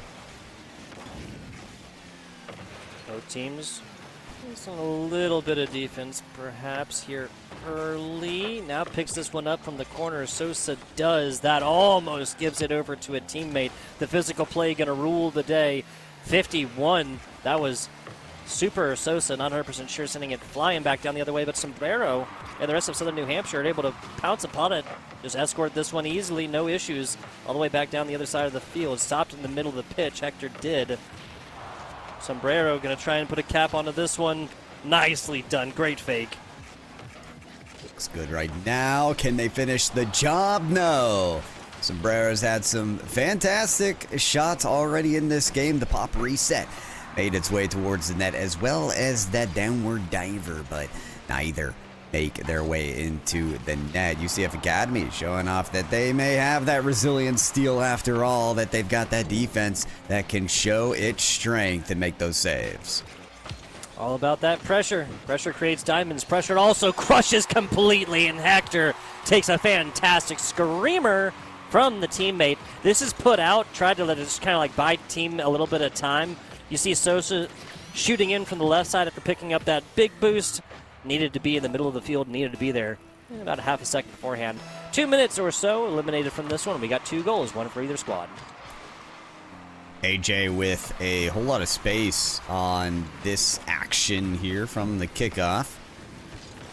Wide open for anyone to take. Sombrero will be the one. Fakes first touch, doesn't have any boost, so wants to earn themselves a challenge. Does get it in the way of Sosa. Tries to thread the needle there between the defense. Sets up for their team. It's slow plays here from SNHU, but as soon as it gets in the hands of UCF Knights, they have other things coming, firing away here at the net. Sosa leaves for Lou, and they can't collect the goalie bumps to let that ball in the net, but it does look good for Hector to try to get the demo. No, Hector doesn't find the demos either. Both teams hunting for blood here, Tugboat, but nobody picking them up, except for Sosa, it seems, as that one I thought would do it, unless it's Sombrero making the save. Crazy stuff. Juice right here, just finding a demo easily, turned into it, didn't hardly get stopped whatsoever. High flying and hard hitting. Both of these squads are so far. Super putting the S on the chest and getting up to it. Sombrero trying to put a end onto this offensive drive, and both shots just to try and get this a little bit closer to the middle of the net have been completely blocked away. Juice got a different thing to say, shooting into this one and doesn't get a good angle upon it. Juice quickly transitions to defense. High flyer picked up by Super as it's centered well, but unable to find the lane there were the Knights. Gonna have to try again, minute remaining. Sosa from the top rope, right down into Sombrero for the save yet again. I'm really being impressed here by Sombrero's play, both up the field and back in their own net. They're making the right kind of plays to keep SNHU in this one. Little tipper play, but Hector's there playing the third man position pretty well in transition from that left to the middle. Pretty much as soon as you saw that one come in. Wow, 2 posts, double posts. That's going to cost you more next time. It is. I was expecting that one to find the hole, but instead, I guess SNHU have a little bit of fortune favoring them. A little bit of luck on their side, it feels like. But no, draw it up to skill like from Sombrero, who takes the shot, and yes, will find the net. Unable to keep up with it was Lou. Great job. This has got to feel like a little bit of a dagger here. Now, this is best of 7, so the Knights, even if they do drop this game, have plenty of opportunity on the backside here. But low, slow roller, maybe a little bit punishing of position, Pyro, regardless. Third score of this game, number 1, is going to make it in the second for SNHU. No reason to let off the brakes quite yet. Oh, Lou, you beautiful defender, you. Has done a lot, but in the end, it might not be enough. 2-1 is looking like the final score as AJ puts this on the backboard and it finds the ground. SNHU Blue, they get their lead, they get their win to kick things off. Yeah, great stuff. Great stuff. Let's take it to the numbers, Mason. And what do they mean? Sombrero goal. Juice gets the assist right there. Hector with a goal as well. Lou with 5 shots attempted. Did go forth and make one of theirs. No assists from the rest. Pretty standard Rocket League game. I mean, yes, SNHU Blue did double up. 6 shots attempted versus 3 on the other side. Maybe upping these numbers a little bit from the UCF Knights, but in this game too, if they just go forth and put dozens of low-quality shots on, then that's not really like the difference maker there, right? This is some high-level Rocket League, and I think that really showed throughout the 5-minute Rocket League game and in the final score as well. Yeah, the defense impressed me a ton throughout this series. I mean, we talk about, is this just a flurry of low-quality shots, trying to pressure test the team and eventually whittle down the resources to score? No, this is like, these are great shots. Some of them hitting the post, but they're fast, they're on point. And so it felt like a game that could have been 3-4, 4-5 if the defense wasn't as sharp. That being said, 13 shots in the game, 10 taken by 2 players. That was Lou and Sombrero, 5 each. So kind of my eyes are on those two to see, are they going to continue to be the strikers for these teams? And we've talked about strikers today. Will they be the players that end up being guarded more heavily? It's true. It's true. It's also a situation, I mean, like Blue Crayon earlier, it was such a tough situation because you either dedicate all of these resources in right there, but I mean Blue Crayon doesn't get it done. I had faith in Nebula. I had faith in Robo Rio as well. An easy one. Another S painted on the chest of Super. Okay, this one just collided correctly. Sombrero's on the side of the goal again, but on the wrong net. Unfortunate kind of pinch there really for SNHU that you got to dust off and forget about. Ooh. Lou trying to follow this one up after a kickoff win right there. Slowly rolled over there. The Super trying to recreate some success, or maybe a little bit of luck from the past right there for the first goal. Not going to happen. Now UCF, big clear here. Sosa gets it down to the pitch. Lou following it up. Cornered play and out. Great clear. I mean, that's not really been SNHU's problem, has it? Yeah, not at all, really. Is just getting this ball into less dangerous territory, but I mean, they do still need to get a little bit of offense rolling, as this game one hasn't seen a ton of that, and Nice. it won't see any more. Not yet, at least. Lou gets back on the board. Ludo getting this one on and in. This is just an easy takeaway off the corner. Sosa actually comes up for this one, and I think if they'd hit it, this would have blocked away teammate's shot. I understand the idea of wanting to pad your own stats on that scoreboard a little bit, but good job realizing, team-based game. Minute and 5 seconds. This one a 2-0 lead for UCF. They were only able to put up one across all of game numero uno, Pyro. That's right. I'm thinking about like the pressure in general, though, and I mean for SNHU, they hadn't even put a shot on until about a minute 30 into the game. So in terms of pressure, this is another similar result for SNHU Blue, but they can't wait too long to activate that offense because, as you see on the scoreboard, it is not sustainable with the way UCF are playing attack. No, they aren't, especially given that this blue squad is no shots on board quite yet, which is surprising to me because, yes, this ball has lived the majority of this game in the blue side of the pitch, right? But it's not like they haven't been getting great clears and setting up at least opportunities to go forth and create pressure. Sombrero. This ball is rolled against this left corner 4 times in a row now. Lou says, okay, let's try and get this towards the middle. Yeah, corner ball isn't really a fun game to play, really, for either team. It's frustrating for the offense because they can't get in front of the net, and it's suffocating for the defense because they're running out of resources to keep rotating around. But like it or not, we're still cooped up in the corner. Super. It does see a passing lane and actually face the initial pass. Goes for the ground pinch instead. Doesn't work out as well. And look at this, just an absolute brawl for SNHU to get this ball across the half-court line. Eventually they do. Hector takes a wonderful challenge on that second man, and third man able to clear it. And look at this, right across the net. Sombrero's able to take the ball to not a teammate, ready to score. Yeah, and the fact that Hector was able to do that twice, these stop and then win 150 plays on the right or left side corner of the net here are so freaking dangerous, and honestly they just really frequently result in scores. Well, it's going to be a second cross pitch bouncer, almost said that one wrong, here for the side of UCF. There it is. Yeah, definitely went across and in for the UCF Knights, who, I mean, finding momentum early, but keeping it moving, right? We didn't expect, or we didn't know what we'd see once finally SNHU got some possession to work with, but spinning it right around and into their wings are UCF. They've got that 3-0 lead. Looking to make it 4 is Lou. Plays a flip reset to the net. Super dives in for the shot that's saved. Yeah, especially once you see them being able to control their car aerially very well, multiple touches onto ball, everybody clinches up a little bit, offense and defense, but especially that defense, edge of the seat type plays. Hector gets it past one and plays the sidewalls pretty well, looking for it. Sombrero, they need a goal in the next 10 seconds or so, my man Pyro, and they need it like the next breath. Ooh, there it is. There you go.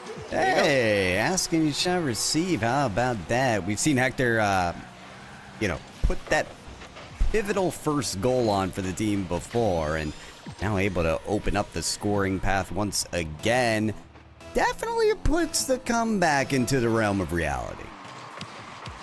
Yeah, brings it back a lot more. Classic 60-second drill. Down by 2, what do you do? Part of this has got to be dedicating the human resources, right? Like more of the 3 players than you would normally, up to aggressive pushes. Nice defense. It follows it up because Lou is there playing way farther forward than they ever would otherwise. Nicely done. Nicely done right here. An SNHU squad that is looking to just clear this out very, very quickly and try and get in the aggressive and abandons kind of those backward or the back of the pitch plays. This is now increased to a 3-score differential and much harder to deal with.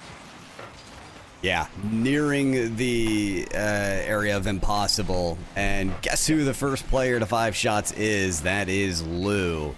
Something we called out to look for there, as to see who was going to keep the shot counts up. And Yeah, Lou's doing it, but Sombrero actually gets their first registered shot of the game here with their pass to AJ. Always a good feeling, right? Always a good feeling. Well, here's another good one. 2 shots, 2 goals. 007 plays here for SNHU Blue.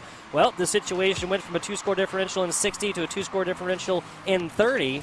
I'll let you know, one's a little bit easier than the other. Super, no, don't do it to him. Okay. Hey, we love a secure the game kind of goal. Yeah, But true. with single digits left on the clock, it feels like that timer will secure the win instead. Save made there, Super plays it away, and there's no path to victory any longer for the SNHU Blue. That's going to be UCF tying up the series at once. That's done. First multi-score differential in this one. A relatively even-handed game number 1 that went the way of SNHU Blue on the very backside. Boils down to a situation where SNHU Blue... Wow, Sosa had 2 shots on goal, which equals out the entirety of SNHU Blue. That's not even talking about Lou. Crazy stuff. Crazy stuff, yeah. 4 saves as well here for Juice. Definitely has that juice on the backside, on the defensive side right here. Also, I have to note, both of these teams 100% assisted. Right, you have 4 goals there for the UCF Knights, 3 assists from Sosa, 1 from Super, and then a pair of assists from Sombrero, helping out the teammates Juice and Hector with a goal apiece.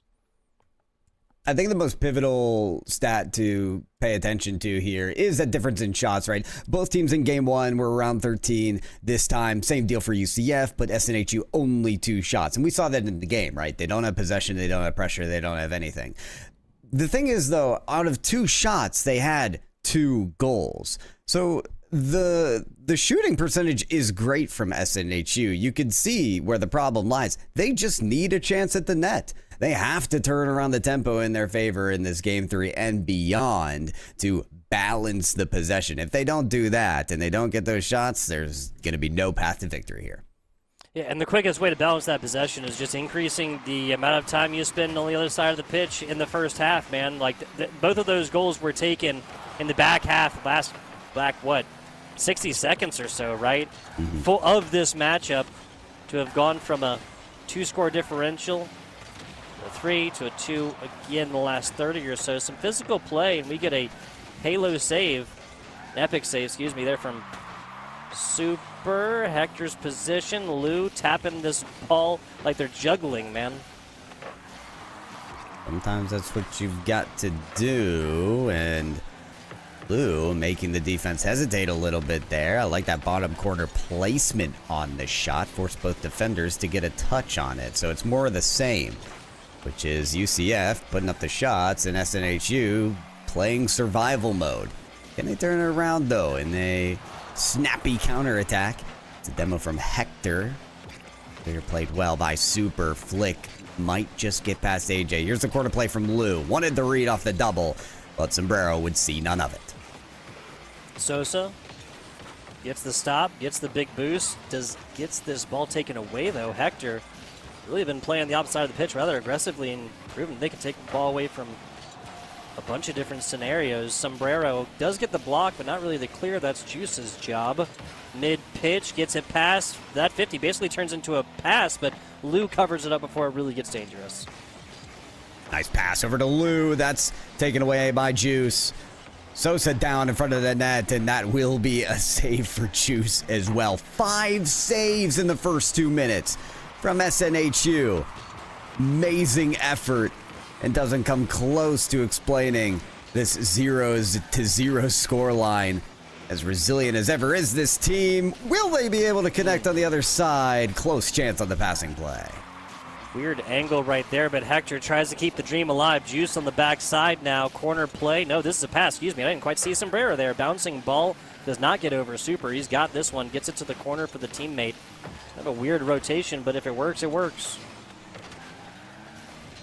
Feels like one of those pickup games, 3v3 in basketball, where you only play on one side of the court. This is 6 shots and 6 saves. No shots or saves on the other side of the field. It's unbelievable the level of pressure that UCF have, but maybe even more unbelievable that they haven't scored yet. Count another to the tally. It's up to 7. Yeah, 7-0. 7 saves, 0 shots for the other side for SNHU Blue. Demo, okay, you get one on there, even if it wasn't necessarily a pressurized shot that all 3 members had to react to. 2 minutes to go here. Hector screaming through the air, down low, finds it, slotted to the right-hand corner. Juice pays the bills. Doesn't take much for SNHU. You give them their chance, they'll take it for everything it's worth. What a passing play up from the ceiling and devastation for the Knights.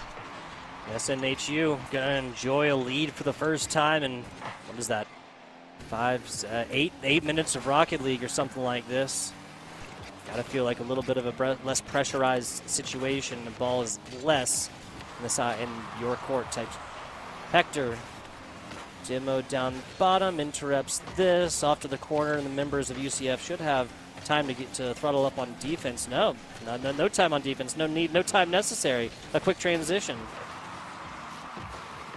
Well, when it's Sombrero behind the ball, they're going to have a vision ahead, and they do a great job of taking the challenge at the half-court line.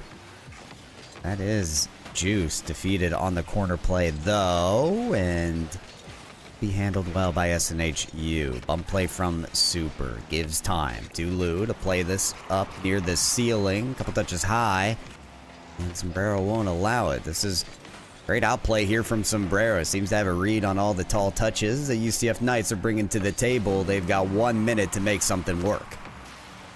And a 1-score difference, this is a little bit easier with which to do, and I gotta be surprised. 7 shots, and that was attained in the first half or so. Not really much since then, and in fact, 2 shots given up, with one of them making it in.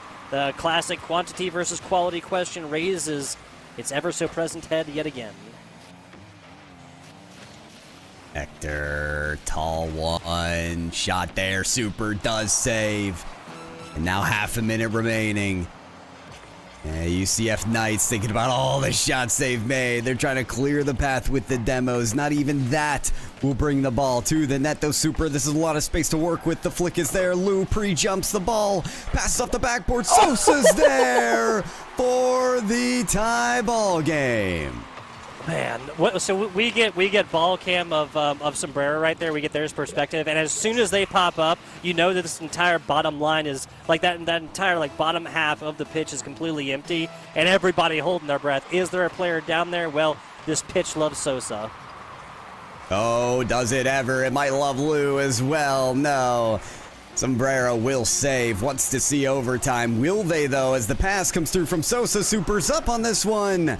It's taken wide. That should do it. As the ball reaches the ground, it's overtime for Game 3. Love it, love it. Third overtime on our NECC broadcast here on the day. 2 of them in the previous matchup, 1 here now in game number 3. Sombrero trying to finish this one out early. Lou got different ideas. Super gets it past 1. Single player back, 2-on-1. Inside, Super does it again. 5th shot of this 5-minute, 14-second Rocket League game. That's going to be Super's first. You had to feel like eventually this was going to make it in, and the quantity question wins again. Oh, SNHU spend that entirety of the game in the lead, and it slips from their fingers at the end. Super delivers justice in the form of flicks, and it kind of feels like Super's just playing to their strengths there. I think from the majority of the play from Super, where we've seen them highlighted on the field, it has been these flicks that I've been the most impressed by. I think it was like a double flick play that set them up for the one shot they had at the end of the regulation. So credit due to UCF Knights. It took them a lot of work on the other side of the field. 11 shots to get those 2 goals, but they made it happen.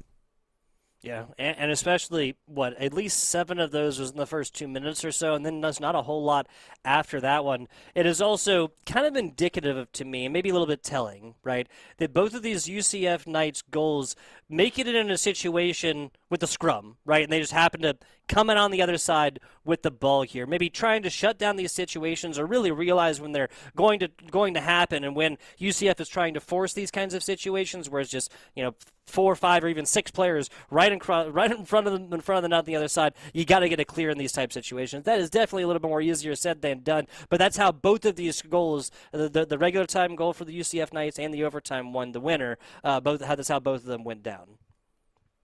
It's a good thing to dissect because it's something really to consider if you're SNHU about extracting the venom from the attack of UCF. They've done that really well. They've been resilient, which is funny because that was my uncommon trait for the Knights to have. Meanwhile, it's SNHU who have been resilient on the goal line. And they've got to be as resilient as ever for this, because how are you stopping Super? It's a good question and an answer that I do not have, my friend. Gets the perfect nose up on the air, and Sombrero realizes, oh, crap, he's not going down low. He's flying through the air, and he's going to slot this towards the top. Actually ends out towards the middle here. Kind of the perfect middle of that one. Doesn't really matter. Makes it in regardless. What is that? 27 seconds or so. Super finds one in OT for the winner, and Super finds one to begin with. Nice. Nicely done. So Hector right there slows down, keeps offender away, knowing that Sombrero has got just a single step on him. Yeah, it's a heads-up play, really, from Hector, and it is again. Wow, what a follow, actually, on the ball. You ask players to be able to follow their shot, but to do it from the ceiling isn't always as easy. Oh, and that's a nice try there from Sosa. They went for the sharp redirect of a save. I understand exactly what they're trying to do there, but they missed the tipper. Yeah, so that's definitely one of those, just click on their heads, right? Just jump a quarter second sooner, right? No, that's going to happen. You play a best-of-7 series, you're going to have unluckiers like that one. Super. Sosa bringing this one out. There's the pass to Super. This one sends it mega high. Is Super trying to join this one? Wow. Just try to kind of follow up their shot. Alley-oop to themselves. Lou, right corner, tries to get the tipper in there, and that was just the problem a second ago on the defensive side. Yeah, some cleanup needed for sure, as they've got the time to do it. Super has to kind of bail out the team, though, because that was a double commit there from Sosa and Lou on the ball in the corner. And now you're seeing, again, 2 players from the Knights on defense. In fairness to them, they haven't had to play a lot of defense this series, so, they're still getting adjusted to playing on that side of the field, I guess. But they get out alive in terms of not conceding. That's Super, though, having to make another play. Sosa reads that shot nicely from Sombrero. Yeah, and the difference of a quarter of a second or so is on Sosa's side this time. Nice block. Super down low. Tries to get this one blocked from Sombrero. There is a man back even after the demo there. But there'll be another. There will. Right corner, Juice. I think it's beat out onto that corner, and that's a quick transition to the other opposite side corner. Kind of grouped up a little bit much as Lou, last player back, have to kind of come to this one. Looked like they kind of split the decision for just a second until teammates actually joined them. Yeah, again, these quick decisions, these quick moments are needed, and that's included in Hector's play because he didn't expect his own teammate to block his other teammates clear, and now they've been able to turn it around already, but Sombrero ends up behind the play and unable to make an impactful touch on the ball. They do continue the possession, though, as this one's right off the backboard. Lou, I'm impressed by their patience on the ball. That's a leading bump play, but cutting into the rotation is SNHU, and they steal this goal away. So Super comes in. It looks like they have a shot right there, but maybe just jumps again, just a tiny little bit too late. It really feels like the difference of a tenth of a second so far, like on the other side, would have this scoreline 0-0, Pyro. It does. I think Super was in the corner waiting for the boost to respawn, but realized they didn't have time. And as they left the corner, the boost respawned. So again, you're right. It is that fraction of a second difference that is dictating the result of this game right now. The good news, though, for UCF Knights is time's on their side. They can still determine their own fate here in this game if they're able to outplay the UCF or SNHU, as the UCF Knights do have the ball here. Try to get it around the defense into the net. But putting a stop to it is Sombrero, and Hector on that touch away over to Juice. Pass off the backboard pre-jump there by Sombrero, but look at this turnaround over this super. Tries to get the angle. No, it's a pinch away. Sends it to the heavens on that one. Wanted that pitch to get to the middle, but I mean, hey, they're pinches. They do what they want. Hector taking this one. Okay, kind of ran out of boost, so wasn't super able to make the second play upon it. That's what you got teammates for. Juice out to the middle. Super realizes that is a super dangerous situation and sends this one flying down to the other side of the pitch. Bouncing ball. Sombrero puts a cap on that one. Super. I think meant to actually hit that backwards again. That's a dangerous ball. Almost gets sent out into no man's land, and every SNHU member was closer to it. Oh, what a turn, though. That's a beauty from Juice. The double effort won't go.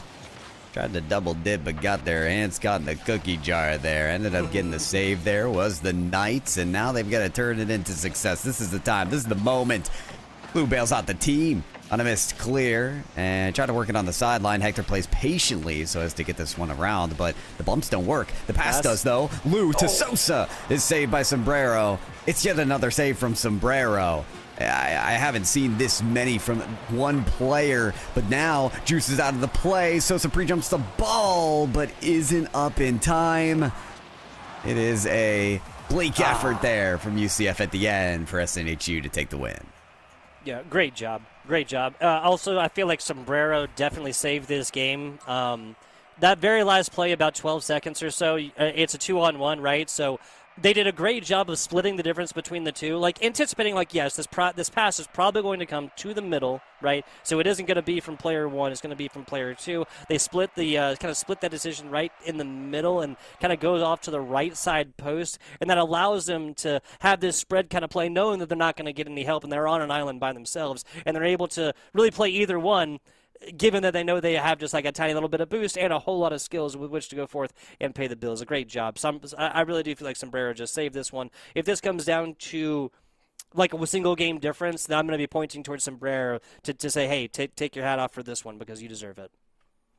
Because they're taking the hat tricks away from their opponents. Like, it's save after save made from this player. It's goal line excellence.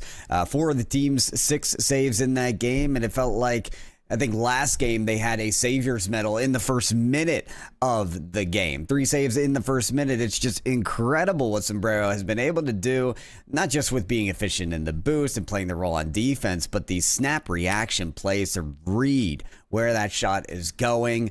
Otherwise, this matchup is not as low scoring as we have seen. So you got to hype up the defense as much as you do the offense. That's what me and Tugbutt are doing here in the casting booth, and we're giving credence to how SNHU Blue have gotten the lead so far in this series. Or, excuse me. Good effort. Tied it up. Apologies. Yeah, tied. Yeah. No, you're good. UCF, has the total goals, right? Their one game, they won 4-2, a 2-score differential. Everything else was a 2-1, whether it was in overtime or otherwise. So that was a fantastic shot, and even better defensive save to get there. Super tries to follow up the tap to the sidewall with another one. And that's just going to end up in an SNHU Blue possession. Hector tries to massage this ball towards the middle and go after a defender. Couldn't find either. Blues trying to get back to, the success that we saw back in game 1. Plenty of shots and goals for them earlier on in this series, and UCF Knights in the meantime have struggled to close on their chances. Instead, SNHU Blue bringing up that gridiron defense. Really been impressive, especially from this player right here, but they do kind of lose the ball on that attempt. Hector helps out by jumping into the fray, taking away the shooting lane. Juice, though, on a 1v2. Whoa, had to cover a lot of the net there. Able to leap in front of Lou. Yeah, Lou, only player with any shots in this game so far across about 90 seconds or so. Sombrero, Juice, both with a save apiece. Lou, this is a dangerous situation. He's got plenty of boost. You can get back. Oh, no, actually kind of dropped this one and didn't get the resets that they really wanted to, right? Yeah, and that's tough because now you leave your teammates to pick up where the ball left off, and Sosa just didn't have enough to pull that one to the net. So instead, Sombrero ends up with the touch and the boost steal. That boost steal is not going to do a lot when the team's already upfield. How, though? Wow. How is Juice not getting demoed, but also getting the demo and the save? What? Yeah, that's one of those situations where we want to replay even if there wasn't a goal from the game. Feel robbed on that one. 2:45 to go here just outside of halftime. Still tied up. Super is going to get credited with the save. Though this one's a little high. There's another shot attempt there from the SNHU Blue squad. The Pinmen putting them up here in game number 4. Or excuse me, game number 5. Man, these games have been blowing by, dude. I realized I said that in the previous game where it was like 4 minutes in and I looked at it and it was like, oh, crap, that's the 60-second mark. Like, yep, 1 minute. Even the series has been flying by.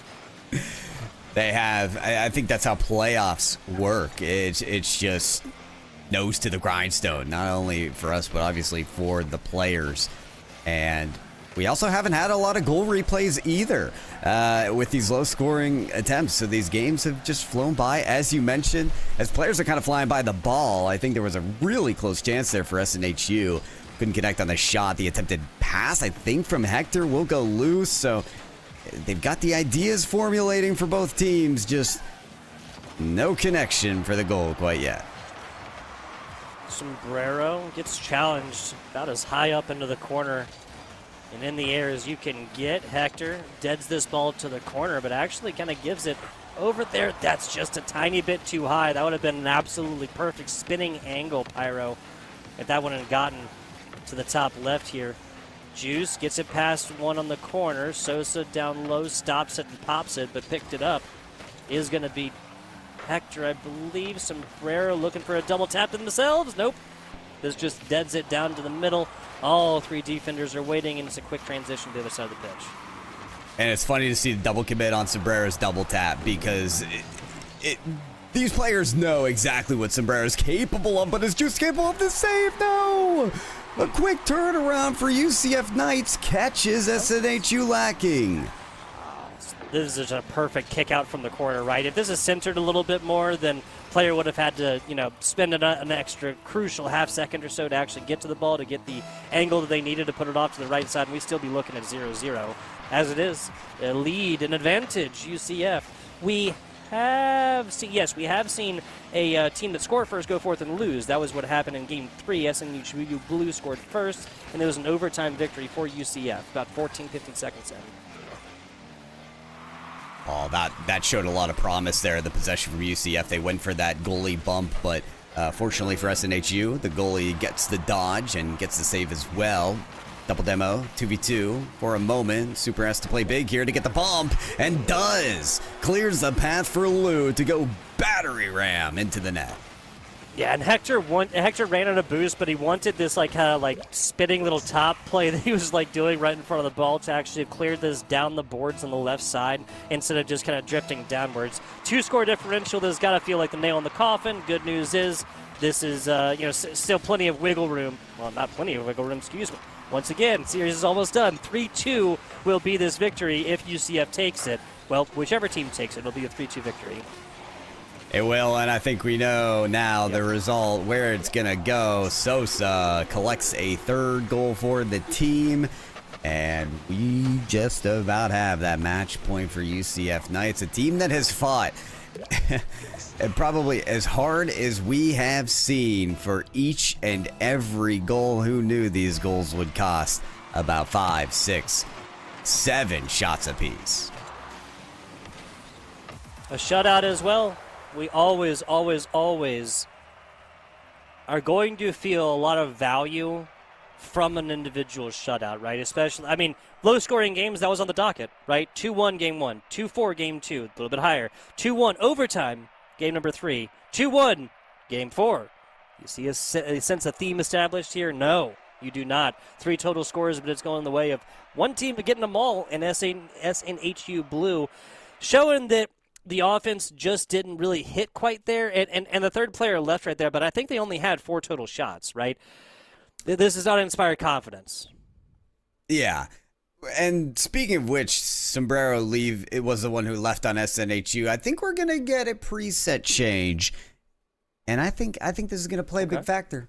Talk about, okay? Not a lot of people like to put a lot of value into this, but sometimes in Rocket League, you change your preset and you feel amazing. Sombrero was that shot taker, was that striker, has been that savior for SNHU. If this team needs anybody to pop off to figure out their flow state, it's gonna be Sombrero. So I'm taking a look. I want to see that new preset on the field for SNHU, and I want to see match number 2 as Will go to that game 7, Tug. Would love to see it. We saw it in game number 1. Want to give a big shout out. I forgot about this earlier, actually. Coaching staff here for SNHU Blue. Big Wade, Shira 89, and Knotless. Big shout out to Laser, the coaching staff here for UCF. Sorry about that, folks. I usually do that at the beginning. Well, that's the goal that SNHU Blue needed, but they needed it last game. Crazy stuff. Off a kickoff. That's Rocket League for you, folks. That's Rocket League. Hefty cheat from Juice, and yeah, jumps right on that dunk. Well played. Got to tip the cap at a certain point there. That's nicely done. Oh, wow. Okay. Keep it going, Lou. Okay. Blink and you miss it, folks. Blink and you miss it. How about we just pretend that this number says 5-0-0 and the other two say 0 and 0? No. 7 seconds into this one, tied ball game. I don't know. I'm almost holding my breath for this play right here. I have no idea. Is this super in the net? No. Somber is able to make the touch, but it's Lou. 2 goals in 15 seconds. It's all right. It's all right. Kickoff play will come here for SNHU Blue. All right, we'll end 17-18 in overtime, Ryro, okay? I'm calling it now. That would be something to see. That would be a legacy for sure. But this ball is about as neutral as it possibly could be, Lou. Surely there's no way you can find a way to score this. Okay, maybe they're giving us a break after all. Okay. Yes, just slow down the defense a little bit. Honestly, kind of makes sense for both of these squads to, whether that's like off a kickoff, whether that's kind of those summoning shots where you go up here and whole team like kind of rallies around, get into position that's kind of like, oh, maybe we slow down just a tad, right? Collect ourselves. Pop play. Sosa over tries to. Oh, I thought this was a backwards flip attempt, right, to kind of get that bicycle kick into in net. No, it's a little bit more explosive. It's a demo. Yeah, they'll take a demo and they'll also take a goal. I thought if they could have put that on target, Juice did have a goalie to beat, but felt like that one was attainable.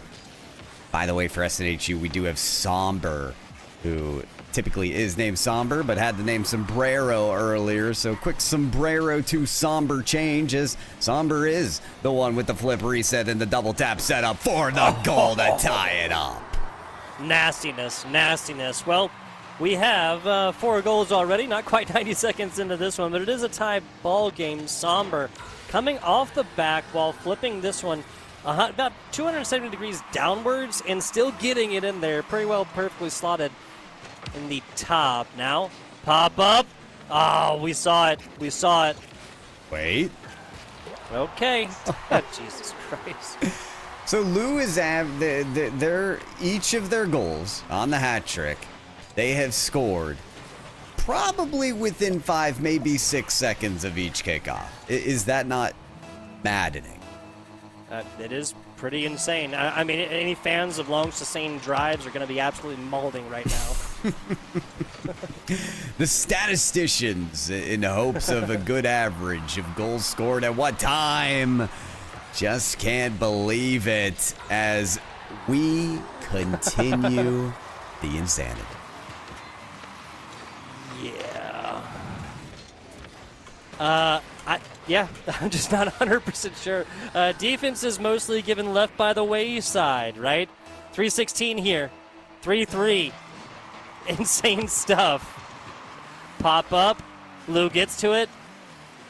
And he flips around and immediately gets us in for the 4th. Okay, I thought I was going to talk it into existence there.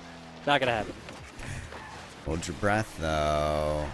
Sosa on the corner. Net's looking a little bit absent. But Hector's going to be the one to close it down. Now, I don't see anyone from the Knights on defense here. Lou seems to be the closest to the net. On the ball now. Does get a stop. That stop felt essential for the team to not get turned around on and scored right away. We talked about how these games have flown by. We'll talk about we feel like we've been through a full game. We're barely reaching the halfway mark. Yeah, this is, yeah, it's the opposite situation of what we had a little bit before, right? Now that was no scores, so the game's just absolutely flying by. Top post showing up. The fourth defender going to get a check sent to them from SNH University. Juice down low, gets beat. Teammate there, corner. A little bit of boost to get there. Pop play, 50 loss. Is this going to get picked up? Okay, they kind of gave a little bit too much yardage for my liking there. Now we have a all kind of lurking left corner. Super comes up, gets hit by the teammate. And Lou's getting harassed in the net here by Juice. Juice eventually escapes that lair. As here come the Knights, ready to set something up from their own side. It's Lou to take it away from Somber. There's the reset off the ceiling. Lou still on this. That's a reset goal. Unbelievable from Lou. Sombrera's going to have to let him borrow it. That's Texas hat trick. Crazy stuff. Man, like, Lou is just consistently putting on an absolute clinic as far as to how to go forth and put crazy pressure on the players, even if they are in D3. 5 shots, 4 of them made in, 80% completion shots on that one. 3 assists, 2 of them coming in from Super, 1 of them from Sosa. If this UCF squad goes forth and wins this series 4-2, in a large part, they're going to be thankful to Lou, and that was a really close one. You're correct. No doubt about it. Yeah, it's going to be like a bookended performance from Lou. Such a great game 1 in this series, and now this game 6 has been excellent from them on their 4 goals. I mean, that 4th goal was something you'd celebrate if you hit it in free play. Never mind a goal in playoffs of NECC on match point. Has Lou really done it here for the Knights as it's less than a minute remaining and they've got that lead? Pressure is on. Pressure absolutely crushes players, crushes teams sometimes. Well, Pyro, it also creates diamonds. Sosa underneath this one, gets it to Super. Cornered play, picks up a big boost along the way. Juice does now, taking this off a back wall. Foisted out to the left side. Teammate tries to get under it, cannot. Somber or Sombrero, if you know him. 25 seconds. Back to the corner. Wrong side of the pitch this ball is if you're in SNHU's blue squad lover. Oh, that's Super trying to set up something for the team, but obviously Lou, well back at the half-court line, doesn't want anything to get over their head. Tall touch. They see Super in the wing. Don't want to give it up, so they play the counter, and it's done well. Somber's going to have the last chance for the team. Keeps the ball on their hood, but it's dunked down to the ground. UCF Knights take the series in 6. They're on to the NECC Finals. And we come within a single goal in this game, of course, to going all the way down to a best of 7 as well. Folks, this is... I have some bad news, and that is that Lou owns this world, and we are all just temporarily paying rent or leasing space upon it. My goodness. Talk about taking an impactful game and putting your name on it, stamping it with permanent ink, Lou. Cap off to you. Cap off to you. That's the superlative that I've been given so far here on the day, and I'm going to have to continue on with it, especially with a player named Sombrero, right? You know I love wordplay. 2-1-2-4-1-2. 2-1-0-3-3-4. UCF does it in 6. Fantastic job from these Knights maintaining the absolute stampede that they established earlier on in this matchup. Yeah, you're talking about giving titles out. I mean, I'm thinking a lot about that goal that we saw from Lou, the 4th one. It started out as just trying to beat Somber on the wall. So they shot it really quickly up into the air, and so quickly that their car got bumped by Somber and had to land on the ceiling. And then they're like, well, hold on. Let me grab the flip. Let me get under the ball, flip under it to beat 2 players, mind you, their own teammate as well as an opponent, and then grabbing the reset to shoot over the last defender. I mean, that was an unbelievable play that was the series winner. So what a moment for Lou. What a series. And yeah, wishing that team of UCF the best in the championships because they earned it. Did Lou put on like the definition of postseason clutch? Like, it's very rare that I want to like try and like just give those superlatives out and give those flowers out just like willy nilly. But there's a certain, I mean, I said it right. There's a certain amount of pressure that comes along with the situation, and players just react to it differently. Now, I'm not saying that anybody in SNHU Blue played poorly, right? They were just more consistent with their play, whereas Lou. I mean, took the keys out, cranked it up to 11, and pulled the knob off in game number 5. Like he was getting it done then, right? Got the absolute last shot. Obviously, the third shot in a 3-0 shutout doesn't really matter as much, right? But 4 of the 4 shots, or 4 of the 4 goals, Texas hat trick, made here. In this last one, if one of these absolutely incredulous, amazing shots that require like everything to go right and Lou to have played 10,000 hours of Rocket League and to be able to twist and turn through the air and stuff like that, if one of these doesn't happen, we're still watching an overtime game, right? If SNHU takes that down, we're still watching a game 7. Not the situation we're living in. Lou just really dominates this one. Gotta love it. Gotta love it indeed. Yeah, excellent stuff. And hey, the good news is, talk about, we may be a little bit behind schedule, but that's all right. We still got one more match on the docket. Yeah, very good point. Let's go ahead and get into it as it is 6:12 Pacific. Conestoga College taking on the CLT. Yes, the University of North Carolina at Charlotte. Them Niners. Division 2, we're heading on over to the east side yet again. We'll get that started here in just a minute. Forge Trials is presented by the Army National Guard.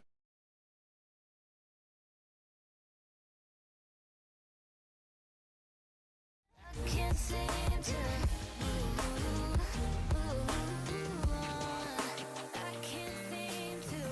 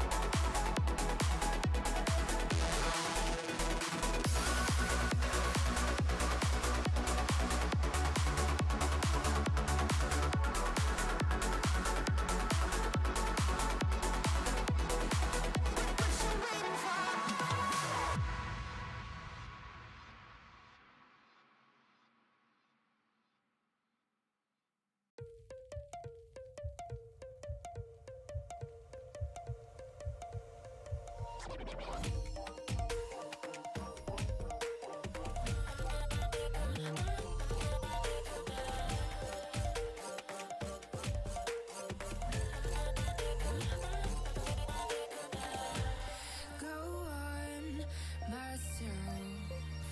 I'm cold steel stainless. My glass half full. Always said don't suffer no fools. Serpents, they dream. I bite, you call me lovely. Got a sweet tooth. I'm gonna get the sugar from you. When they say I'm a machine gun, I take it as a compliment. Honey, you should know I can be a weapon.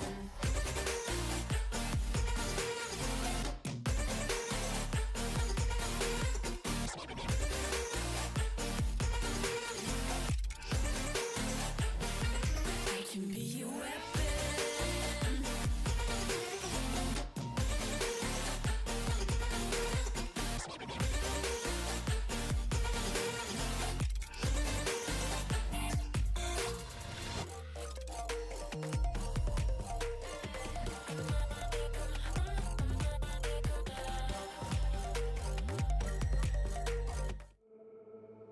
You'll still have common days. Get caught in traffic during your commute. Overthink a text message. Get a song stuck in your head. This is not one of those days. A few weeks a year and you'll discover the most uncommon time of your life.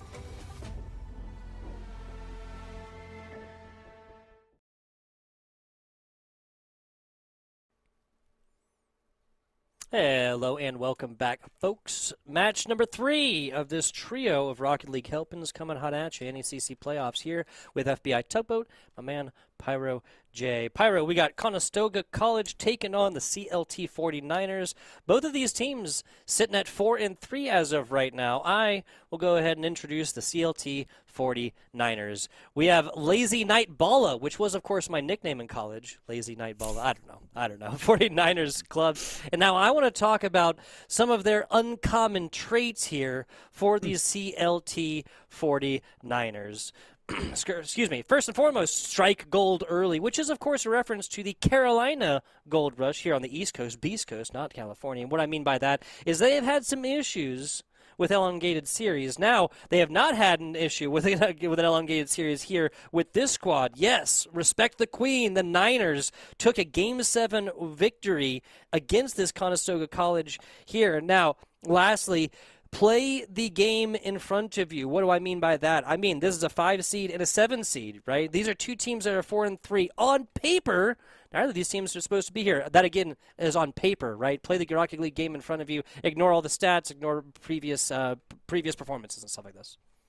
Of course. But I know you have your uncommon traits for the Niner. I got my uncommon traits for Conestoga College. Okay, so shout out Poke, Cyber, and 80. Let's head over to the traits and what they need to do. First of all, they need the battle for revenge. These teams already met each other in the regular season, and Conestoga lost 3-4 in that series. They need a chance to win that game and flex their underdog status. Okay, they're the 7 seed coming in against the 5 seed here, so maybe a little bit of the underdog story. And finally, their Game 7 Warriors, their 2 matches in the playoffs went to Game 7.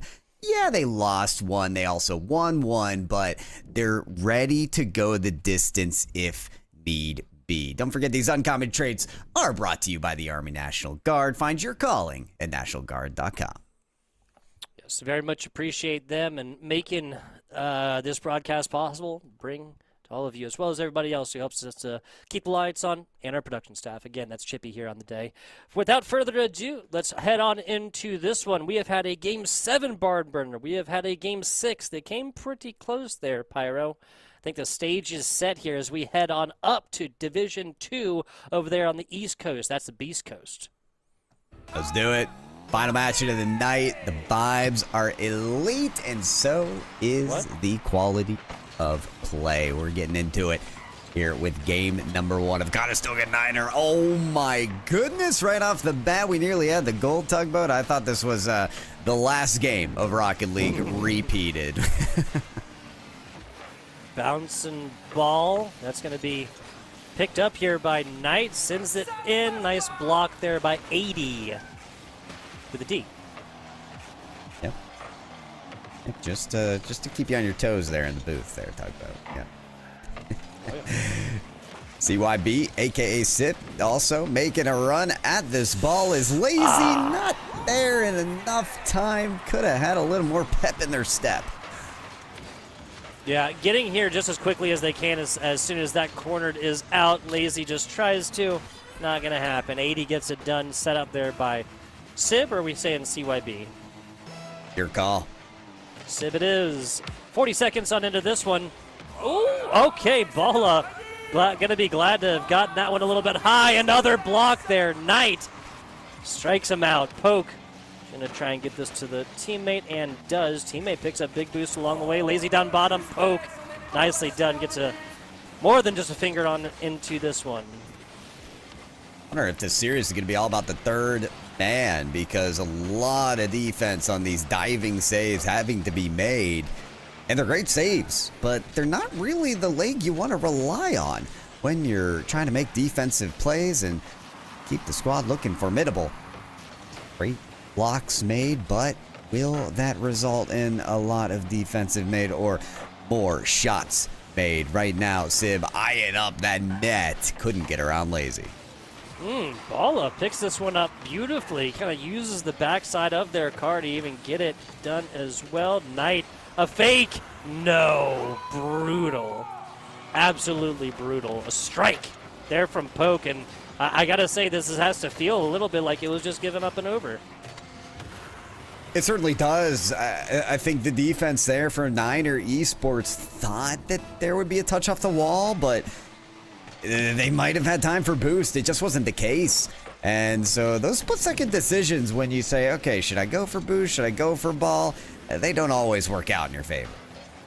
No, they don't. Sib wins the 50, but defender easily blocks this one up and away into the quarter. I want to check out these numbers and confirm. No, we do have plenty of shots attempted here from CLT. That is 2 from Knight, 1 from Lazy. So at least the opportunity is still arising. See how that goes. Nice strike. This is going to be to the corner, and that's actually put a little bit too hard. Maybe not so as nice, because you really want this rebound to end in a place where your teammate can play it. Oh! Ooh. Brutal. Well, you look for a teammate to play it. It's happening on the other side, unfortunately, for Conestoga. How about Lazy right in the breadbasket of Bala? Nice. Bala. Little SSG emblem, unless I'm wrong. Dignitas. I always do that. Dude, if you have an esports logo be the same color, black and yellow for this one, as another one, I will mix them up every single time. That's completely fair, especially as sports teams too. Oh yeah, the same way. Well, I'm from Pittsburgh, so black and gold's black and gold. Not gonna get that mixed up, but yeah, everyone from esports is like simplifying their logos, so they look more similar by the day. Yeah, very, very true. I can agree with the simplification overall of logos, but you still want to do something that keeps you unique, right? That's right. At any rate. Ooh. Oh, there. How's that for unique? Oh my. Okay. Have you seen a replay look like this today? I'm willing to bet you haven't. No, I think everybody on this entire pitch either had an honest block opportunity or actually touched that ball. Crazy stuff. If that was a metal detector, it would have not stopped going off. Ding, ding, ding. And Conestoga is the winner. Good response after Niner was the one to score previous to that. So they're able to balance things out. Lazy targeting this ball. Knocked away by Poke. Niner trying to set up shop as they have 2 goals to score in 90 seconds. It's definitely... we talk about 60-second drills being down by 1 and what... Oh. How did this just happen? It's a fake. Yeah, right? Lazy comes down, puts this on over as the backwards hit, and Poke just waits. Pretty simple. It kind of looked like to me that Poke was genuinely trying to make contact. It was just, hey, faked out the commentator too. Hate to see it. Little stutter step reminds me of back to the Berg, the Ben Roethlisberger pump fake. It always sent the camera swinging across the field and then right back to the pocket because Ben still got the ball. Well, 80 doesn't have the ball. That was flung right to the net and jammed up off the post. This ball game went from doable for Niner to maybe let's fast forward to game 2. Yeah, that's fair. Maybe a little bit of a situation of what we were talking about earlier, that the best of 7 series yields a situation where you can get scored on 100 times. After that clock strikes 0, take the L down as in the best of 7 series format. Moving on into the next one. Perhaps now this isn't not saying it's done and dusted. It's impossible. It is pretty damn unlikely. Let's put it like that. Certainly feels like it, as Conestoga are still on the attack here. They've got the possession. Bala does strip it away there for a moment, but as is Lazy off the field. Sib on the flip reset. Doesn't feel that it's useful to climb to the ball, utilize that flip instead, invest it in the recovery, and they are back on this ball right away. Double jump into this one. It's swung over to 80. Shots on target. Shot is in. Rack 'em up. Knock 'em down. 6 for the count on Conestoga. Yeah, not taking anything away from Conestoga, but once this hit to about 4-1, and especially sub 60, don't be surprised. Similar situation what we talked about earlier in previous matchups, that CLT pours it all into offense, and then we see some more. Now 5 scores, 23 seconds. Maybe time to kind of abandon the offensive there, but don't be surprised if you see this go up to a 6-1 or something like that as these continue on. No, it's going to be 6-2. Put one on a doggy bag, eat a little bit later, and feel better about it, Pyro J. I mean, we're playing to the clock here, it seems, as fair enough. Knight wants an opportunity to best the defense, and does on that collision course to the goal line. Reset here, 15 seconds, and it's a slow kickoff from Conestoga and a fake for the Niner Esports Club. This one from Knight. Waits the bounce on the ground. Bala recoups with Lazy. And next time this ball hits the ground, it's going to be the end of the game. Great start here from Conestoga College as they take a convincing victory and start off with the lead here in our lower bracket quarterfinals. There you go. Funny thing is, I did not realize that the in-game announcer was speaking French until he started counting down. Right? I know my French numbers now. French words, a little bit of a different story. Pyro, what is this? 11 shots attempted. My goodness, 11 shots attempted here from Conestoga College. 9 on the other side would generally, I feel like, result in a more even-handed game when we talk about a final score. Yeah, it does. You look at the stats other than the goals and you think it's going to be a little bit close, but this was one completely outright here from our Conestoga squad. Shots and goals kind of separated amongst the team relatively evenly. You're just looking at better offensive efficiency out of this team. I mean, they streaked past this squad, their opponents, several different times. There were moments where the defense was just, from CLT, was kind of just behind the play, unable to keep up and to read what Conestoga wanted to do. You had the stutter step, you had the beat on the sideline, you had everything going well for Conestoga College in this game 1. The verbiage that you use, just a step ahead. That's perfectly succinct and words this really, really well, Pyro. It was just, there was no massive differential that this team, how they even get here. Nothing like that from either of these squads. It was just that tiny little that extra 1%, just cleaning up the edges a little bit of their gameplay for a CLT that results in a situation they just have to, slow burn all the way down and keep on giving up goals. Getting back on into this one, I believe. I'm not sure if you got kicked as well. I'll be getting back into this one. We'll be starting this in just a second. Yeah, server may have died. We may need a reset on that, so that's all right. We'll wait alongside for that one. Does look like one of our matches that could maybe not go the distance. I mean, we've had a game 7, we've had a game 6. This is the lower bracket. It is still do or die for these teams, but I'm not so quick on the draw on that one to say that this is going to be convincing victory after convincing victory for Conestoga College. We checked the records, we saw the tape, we noticed that their previous matchup in the regular season did go to game 7. It was as close as it could be. So will this one go the distance as well? It is game 2 for Niner Esports to make a response. Yep. Gotta agree with you. Either way this individual series goes, my anticipation was that this was going to go to extra games regardless. Game number 1 being a 6-2 blowout. Not exactly inspired confidence in that, but I do know that CLT has the skills to pay the bills and can come back, put a couple of games on the board and make this one competitively. I mean, already this is more competitive than I feel like we started out with, right?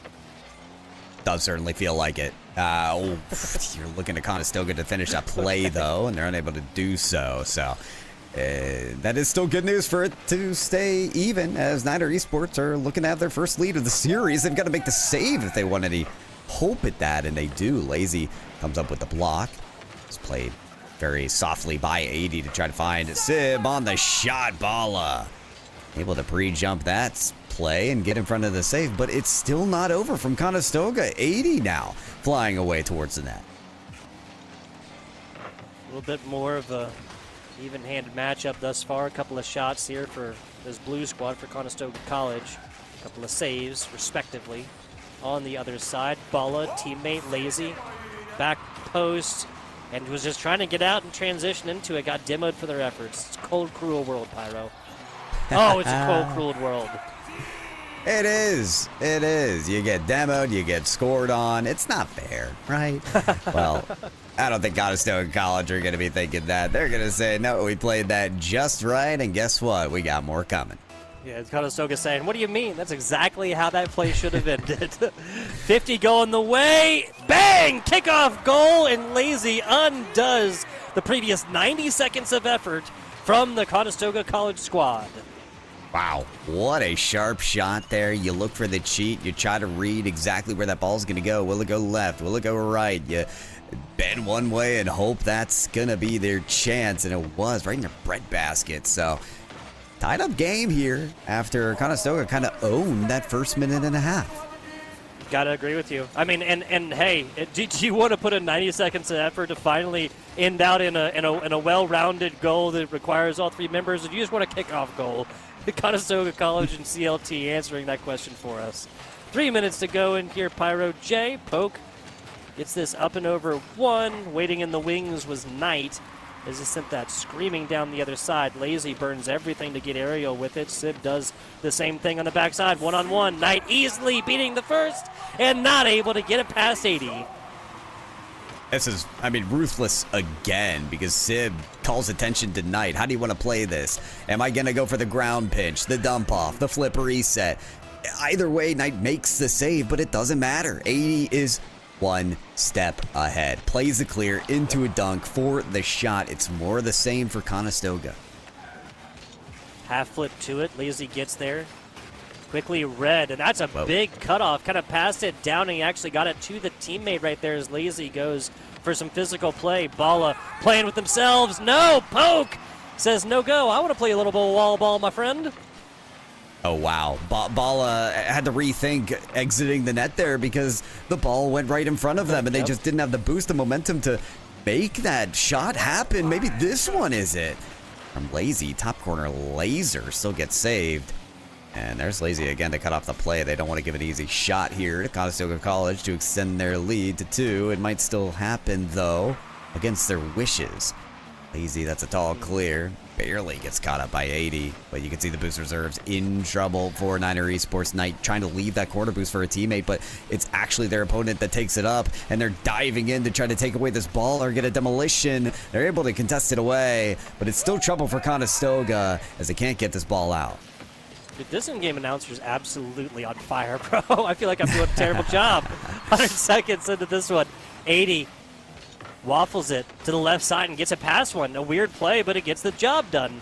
Bala puts this on the nose, gets it up and over Sib, tries to get to the corner. No, there's no other player there, so it's not a pass. It's just trying to break into the side of the pitch. Sib puts it on the nose and gets it to Poke. Just going to have a transition pass and a quick one at that, because we had 75 seconds. Yeah, and those seconds as they dwindle, it's getting a little scarier for Niner. They're beat in the same way again. Last man back, can't hold the line. Squad here from Charlotte.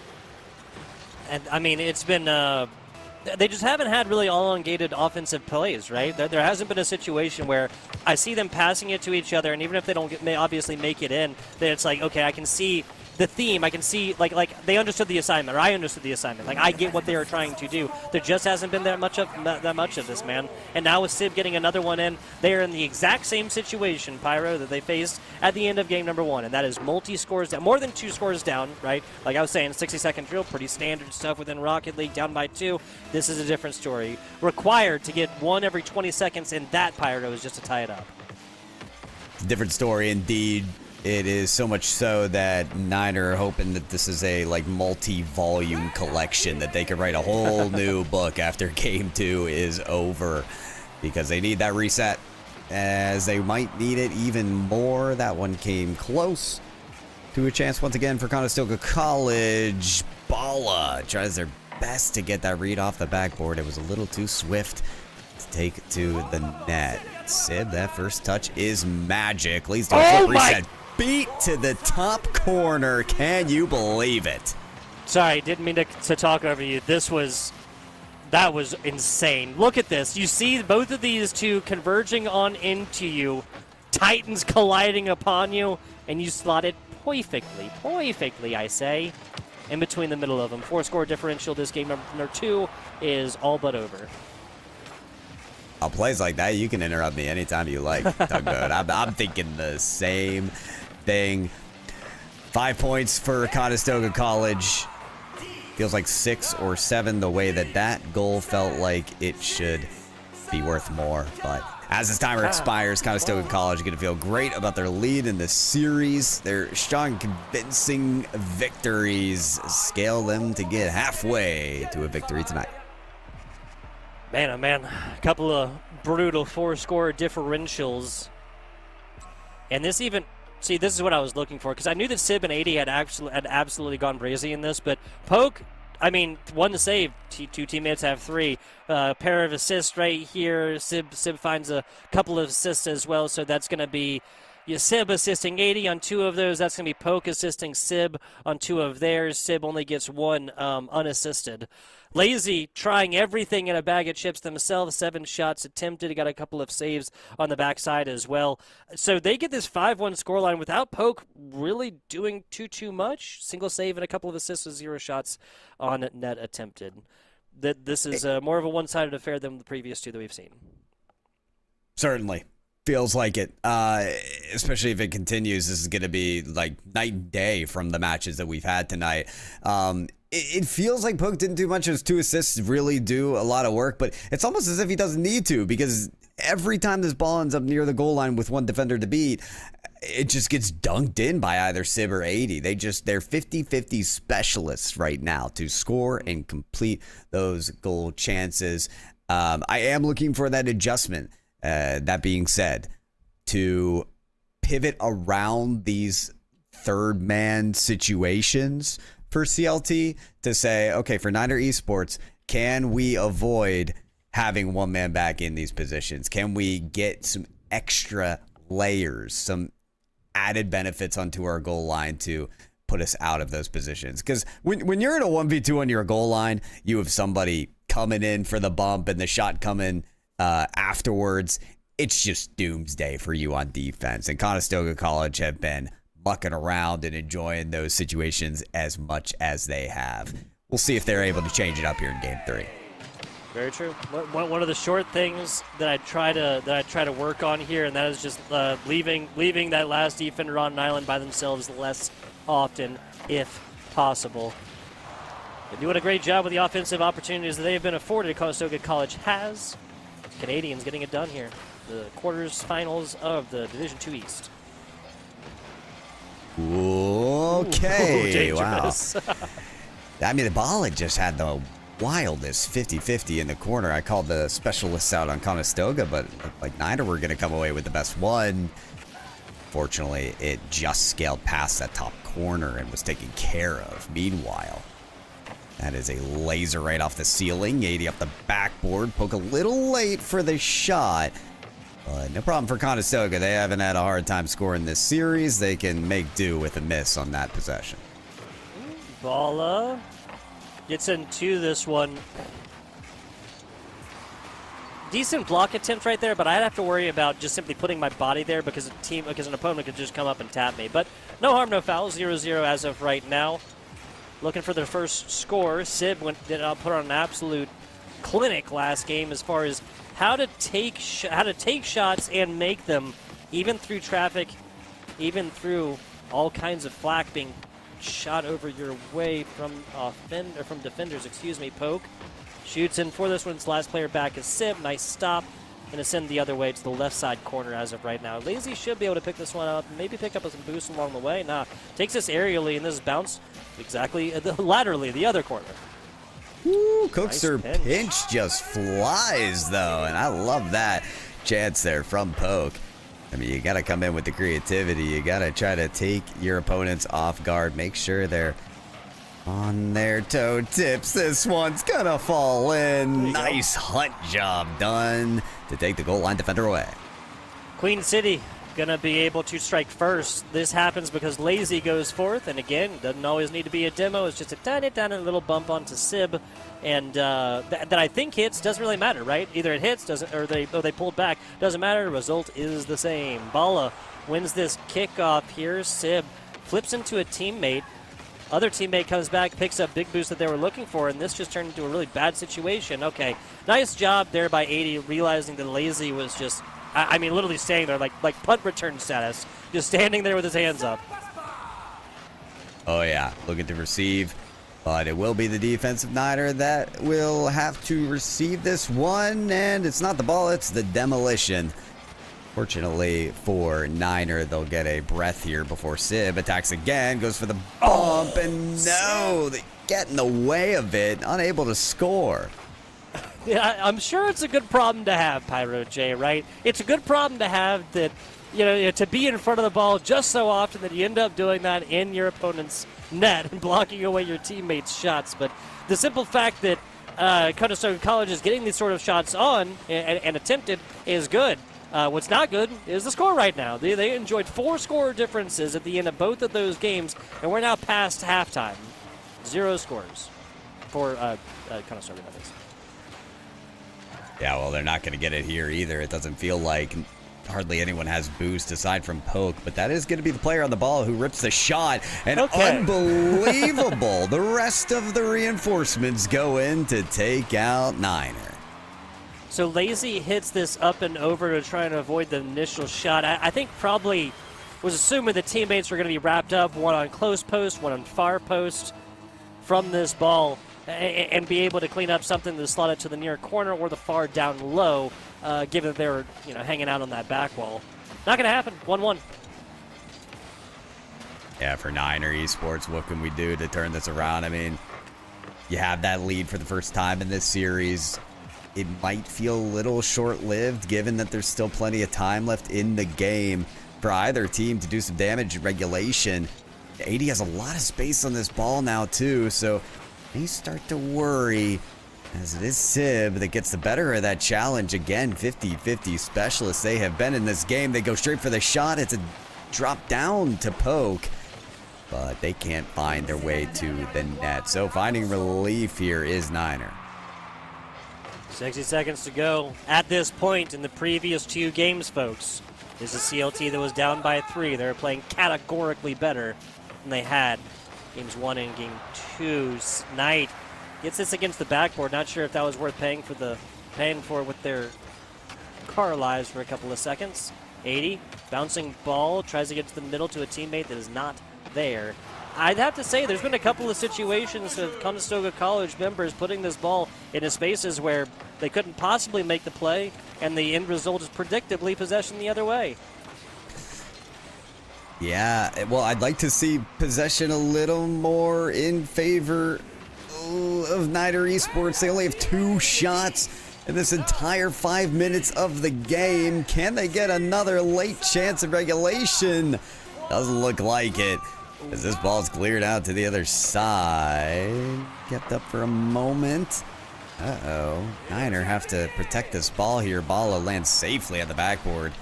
But flicked up by Sib. 80 off the backboard. Poke with the boost, but can't pinch it to the net. Surely this hits the ground eventually. Yes. There you go. I was going to say, guys, that's the corner. Net is not over there. It's towards the middle. Or if you're on the other side, the defensive side, you clear it towards the other side, right? Oh, just funny. Whenever a ball lives somewhere, like basically long enough to start paying rent, 35, 40 seconds, something like this, it's just kind of funny, Is that the correct angle? No, it's not. Okay. It looked like it just barely. Poke had a chance, and I think they're wishing that they had put that one on target because there was no defense ready to protect it. Speaking of which, Lazy barely there for the save and cuts that away. 80, Sib, they're not back in time, are they? Yes, 80 just makes the block, and Conestoga were so close to exerting too far up. Lazy just almost dunked, figuratively in one sense, and figuratively in 2 senses, and literally in one, on almost every single member of this Conestoga College squad. Almost got it done themselves, and perhaps that's the type of situation that CLT needs. And again, just the JanSport play, putting the squad in the backpack, interrupting offensive plays. That was a pretty good hit off the sidewall here. 80 will come up for it as the defender loses boost. Flipping, twisting, turning, coming into it. That's 2 different misses. Sib out for it. Now 80 should be able to clear this. Well, that's not really a definitive clear. 50 loss, going back the other way of Conestoga. Overtime situations, and that is inside. Poke, and poke for both of these. Well, poke and poke, excuse me, for both of the goals, not 3 pokes. Sorry. 6 if we're counting the shots, but the Poke had also 3 clear opportunities, right? Right after overtime, they had that downward touch that was right off target. So kind of a redemptive effort there for Poke to earn a 3rd win for Conestoga. And I guess if we could say anything at Tugboat, it's that no team is safe, right? We just got done a couple hours ago casting our first semifinals of the night.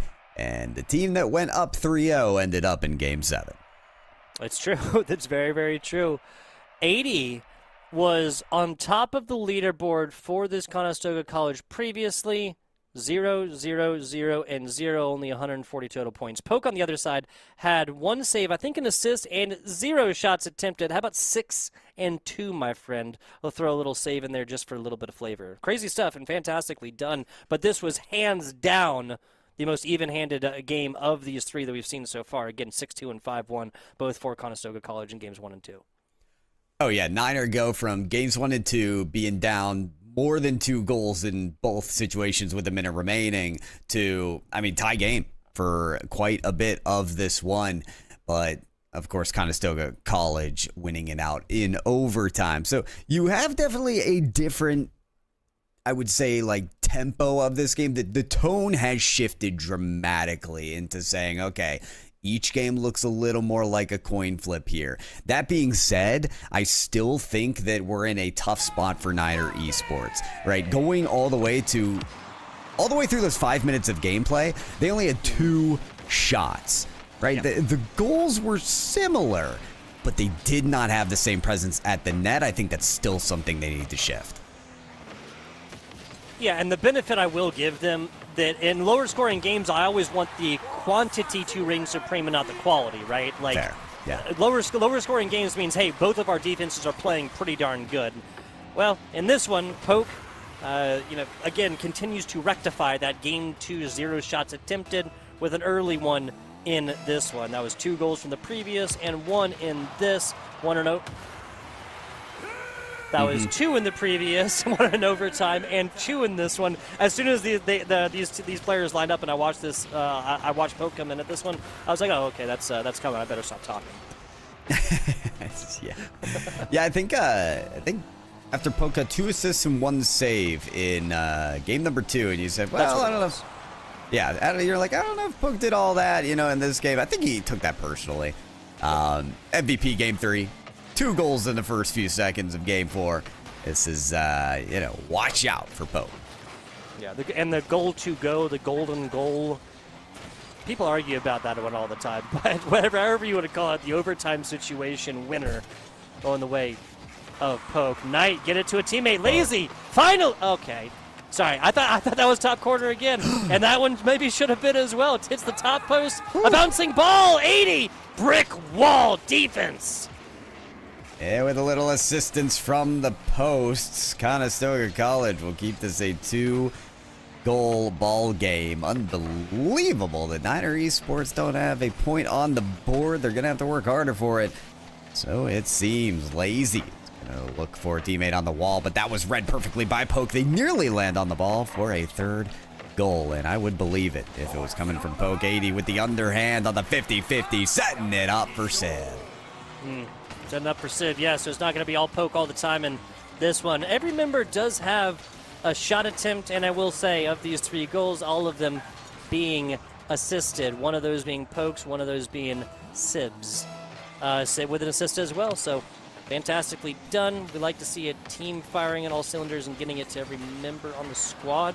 Just a crash play right here. Almost follows it up with a pop to the top. 80 keeping ball alive and put a hat on a hat of Bala. Ooh, Poke is really making a dive at this ball. And of course they get there in time. I don't know, everything screamed a Niner goal there as well, but something in the air said that Conestoga would get there in time, and something in the air said they were going to turn it into a goal. Jumping off of this one, no boost to be spoken of, uses it to get to that corner and to achieve the corner, right? Because obviously once you hit that, you need a lot of momentum to continue going along the ceiling and not actually fall down at this one, or really get the angle that you want so you can get nose down on this. Really, really well done. Really, really well done. This is at least attempted pass. Sib just maintains it all the way along like he's trying to put up freaking flyer miles. This is a tough situation to be in if you're Niner Esports, obviously for the 4-0 deficit, but you think back at Game 3 and you say, okay, we finally took this team to overtime all the way to the line, and we just couldn't get that win and carve it away. You start to feel like that was your chance if you were going to turn around the series. But we are at the halfway mark, and if one team can do something in the first half, surely the other team can achieve the same in the back half. You think it's got to get started quick, though, for Niner Esports as they're hammering away at this net. Oh, yeah. Always say whatever has been done in the first half can be undone in the second half. I like to sound really ominous with it, too, right? Let players know. Let players know. Whatever you did can be undone. 2 minutes to go here. Bala, who really has been putting on an offensive this show right now. Oh, that was so close! Get to it. Knight does! Perfectly done. And gets back! Whoa. Down low! What a save! And even Poke says to let him know. It was the redirect back to their backboard that tried to make the follow-up shot impossible, but then the squishy save to get the next save. Unseen is Knight. Yeah. And just exhausting. All that work put in for save after save. Unfortunately, those saves will not change the scoreboard for them. Double commit on the defense right there. I feel like you had to...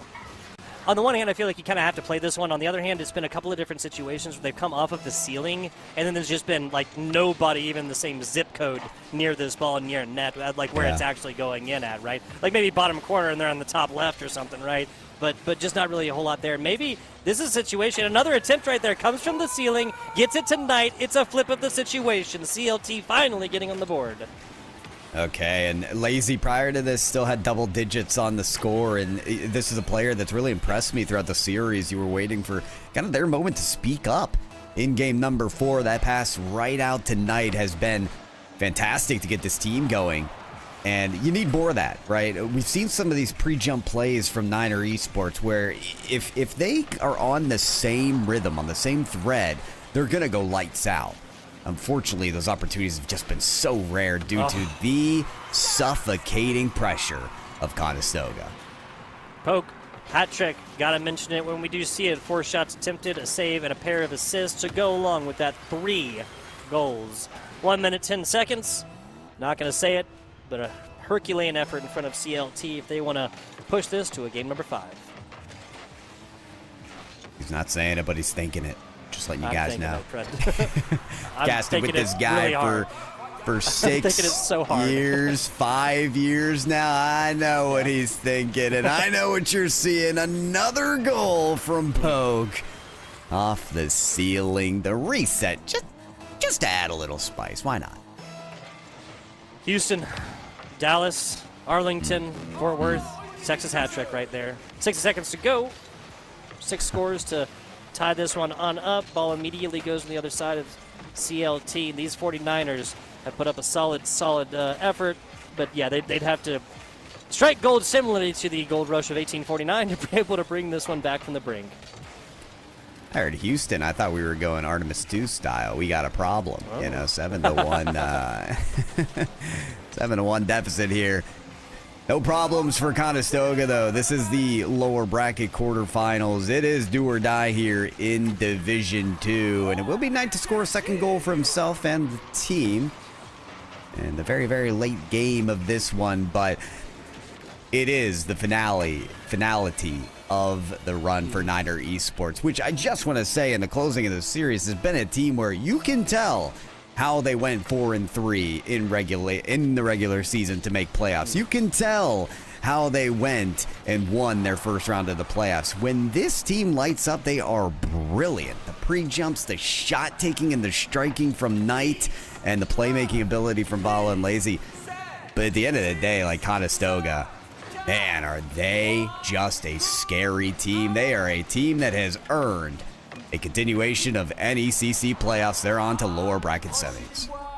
Gotta agree with you. Like, there were many times where I saw exactly how CLT was able to go forth, but mostly with their passing plays is what I'm talking about, right? Especially the way that they would get to both Lazy and Knight. Bala frequently was the one, the progenitor of this, was the one that was setting these up and making them possible. But on the other side, I mean, this was a 6-2, 5-1, 2-1, really, really close one in Game 3. That was really close. And then 7-2 scoreline in the very end. And almost every single one of these insurmountable leads came off the back of the ceiling play. We saw 80, Sib, Poke, mostly 80 and Sib just having their way. Once it seems like once their back wheels touched the ceiling, what was coming next was either a very, very close save or a shot that nobody was even near of, and a goal going the way of Conestoga College. Got to take off the cap, got to put the hands together. Conestoga College, the Canadians beating the Carolinians.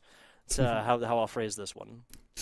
Yeah, I like it. I like the phrasing. And I'm glad you mentioned like the work on the goal line that was done by Sib and company, because those 50-50s, we called them out to be magicians, specialists, what have you. It was magnificent. I mean, that is like the minutia of Rocket League that's so hard to describe, but so wonderful to see, is positioning yourself to predict exactly how the defense is going to play it and get it right through into the net. There's a lot of experience and intelligence that comes with those kind of plays, in Conestoga College exhibit it in a wonderful way. So I'm excited to see what else they can do in the lower bracket. Again, they moved to the lower semis, so they'd have to win that match, the next match, and then force a bracket reset on their eventual competitor in that bracket, which would be Fisher College Navy, who is waiting in that upper championship. But yes, they are. Yeah. Long road to go for them, but made more possible with the win tonight. Yeah, so Fisher, we'll just break down the bracket for a quick second, just since we're towards the end of the bracket here, right? So Fisher College, 3 seed, puts down Daytona State 4-0. Daytona will be waiting at the end of the losers finals. Winner of this is, of course, Conestoga College. They'll be taking on BPC JV, the 6th seed, so the on-paper worse seed. But even so, I mean, you expect a 5 seed and a 7 seed to play each other relatively evenly. This was hands down our most one-sided series in all of these games, except for one, was at least a 4-score difference. So not exactly close. Winner of this, I mean, that is all to say. Play the best Rocket League in front of you. Any given Sunday, Daytona State, Fisher College, these are both squads that have lost series before, and it can happen again. Go forth and play the Rocket League here in front of you. That's going to be about it from us. I want to give a huge shout out to the Army National Guard for helping to make broadcasts just like this one possible. In fact, these Forged Trials are presented by the Army National Guard, and you can find your calling over there at nationalguard.com if you so choose. Now, folks, plenty more esports action over here with the NECC. In fact, we got Rocket League now, the premier esport. We got League of Legends tomorrow. And we have Overwatch on Friday. You like how I did that? Oh, I noticed, yeah. Same channel, same time. So.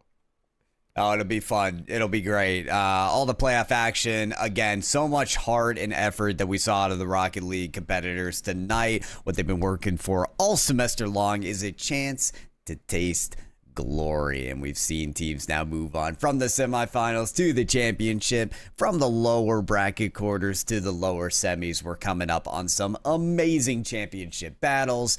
And yeah, Tugboat, to the viewers, you just got to stick around, follow the socials, and watch. Absolutely.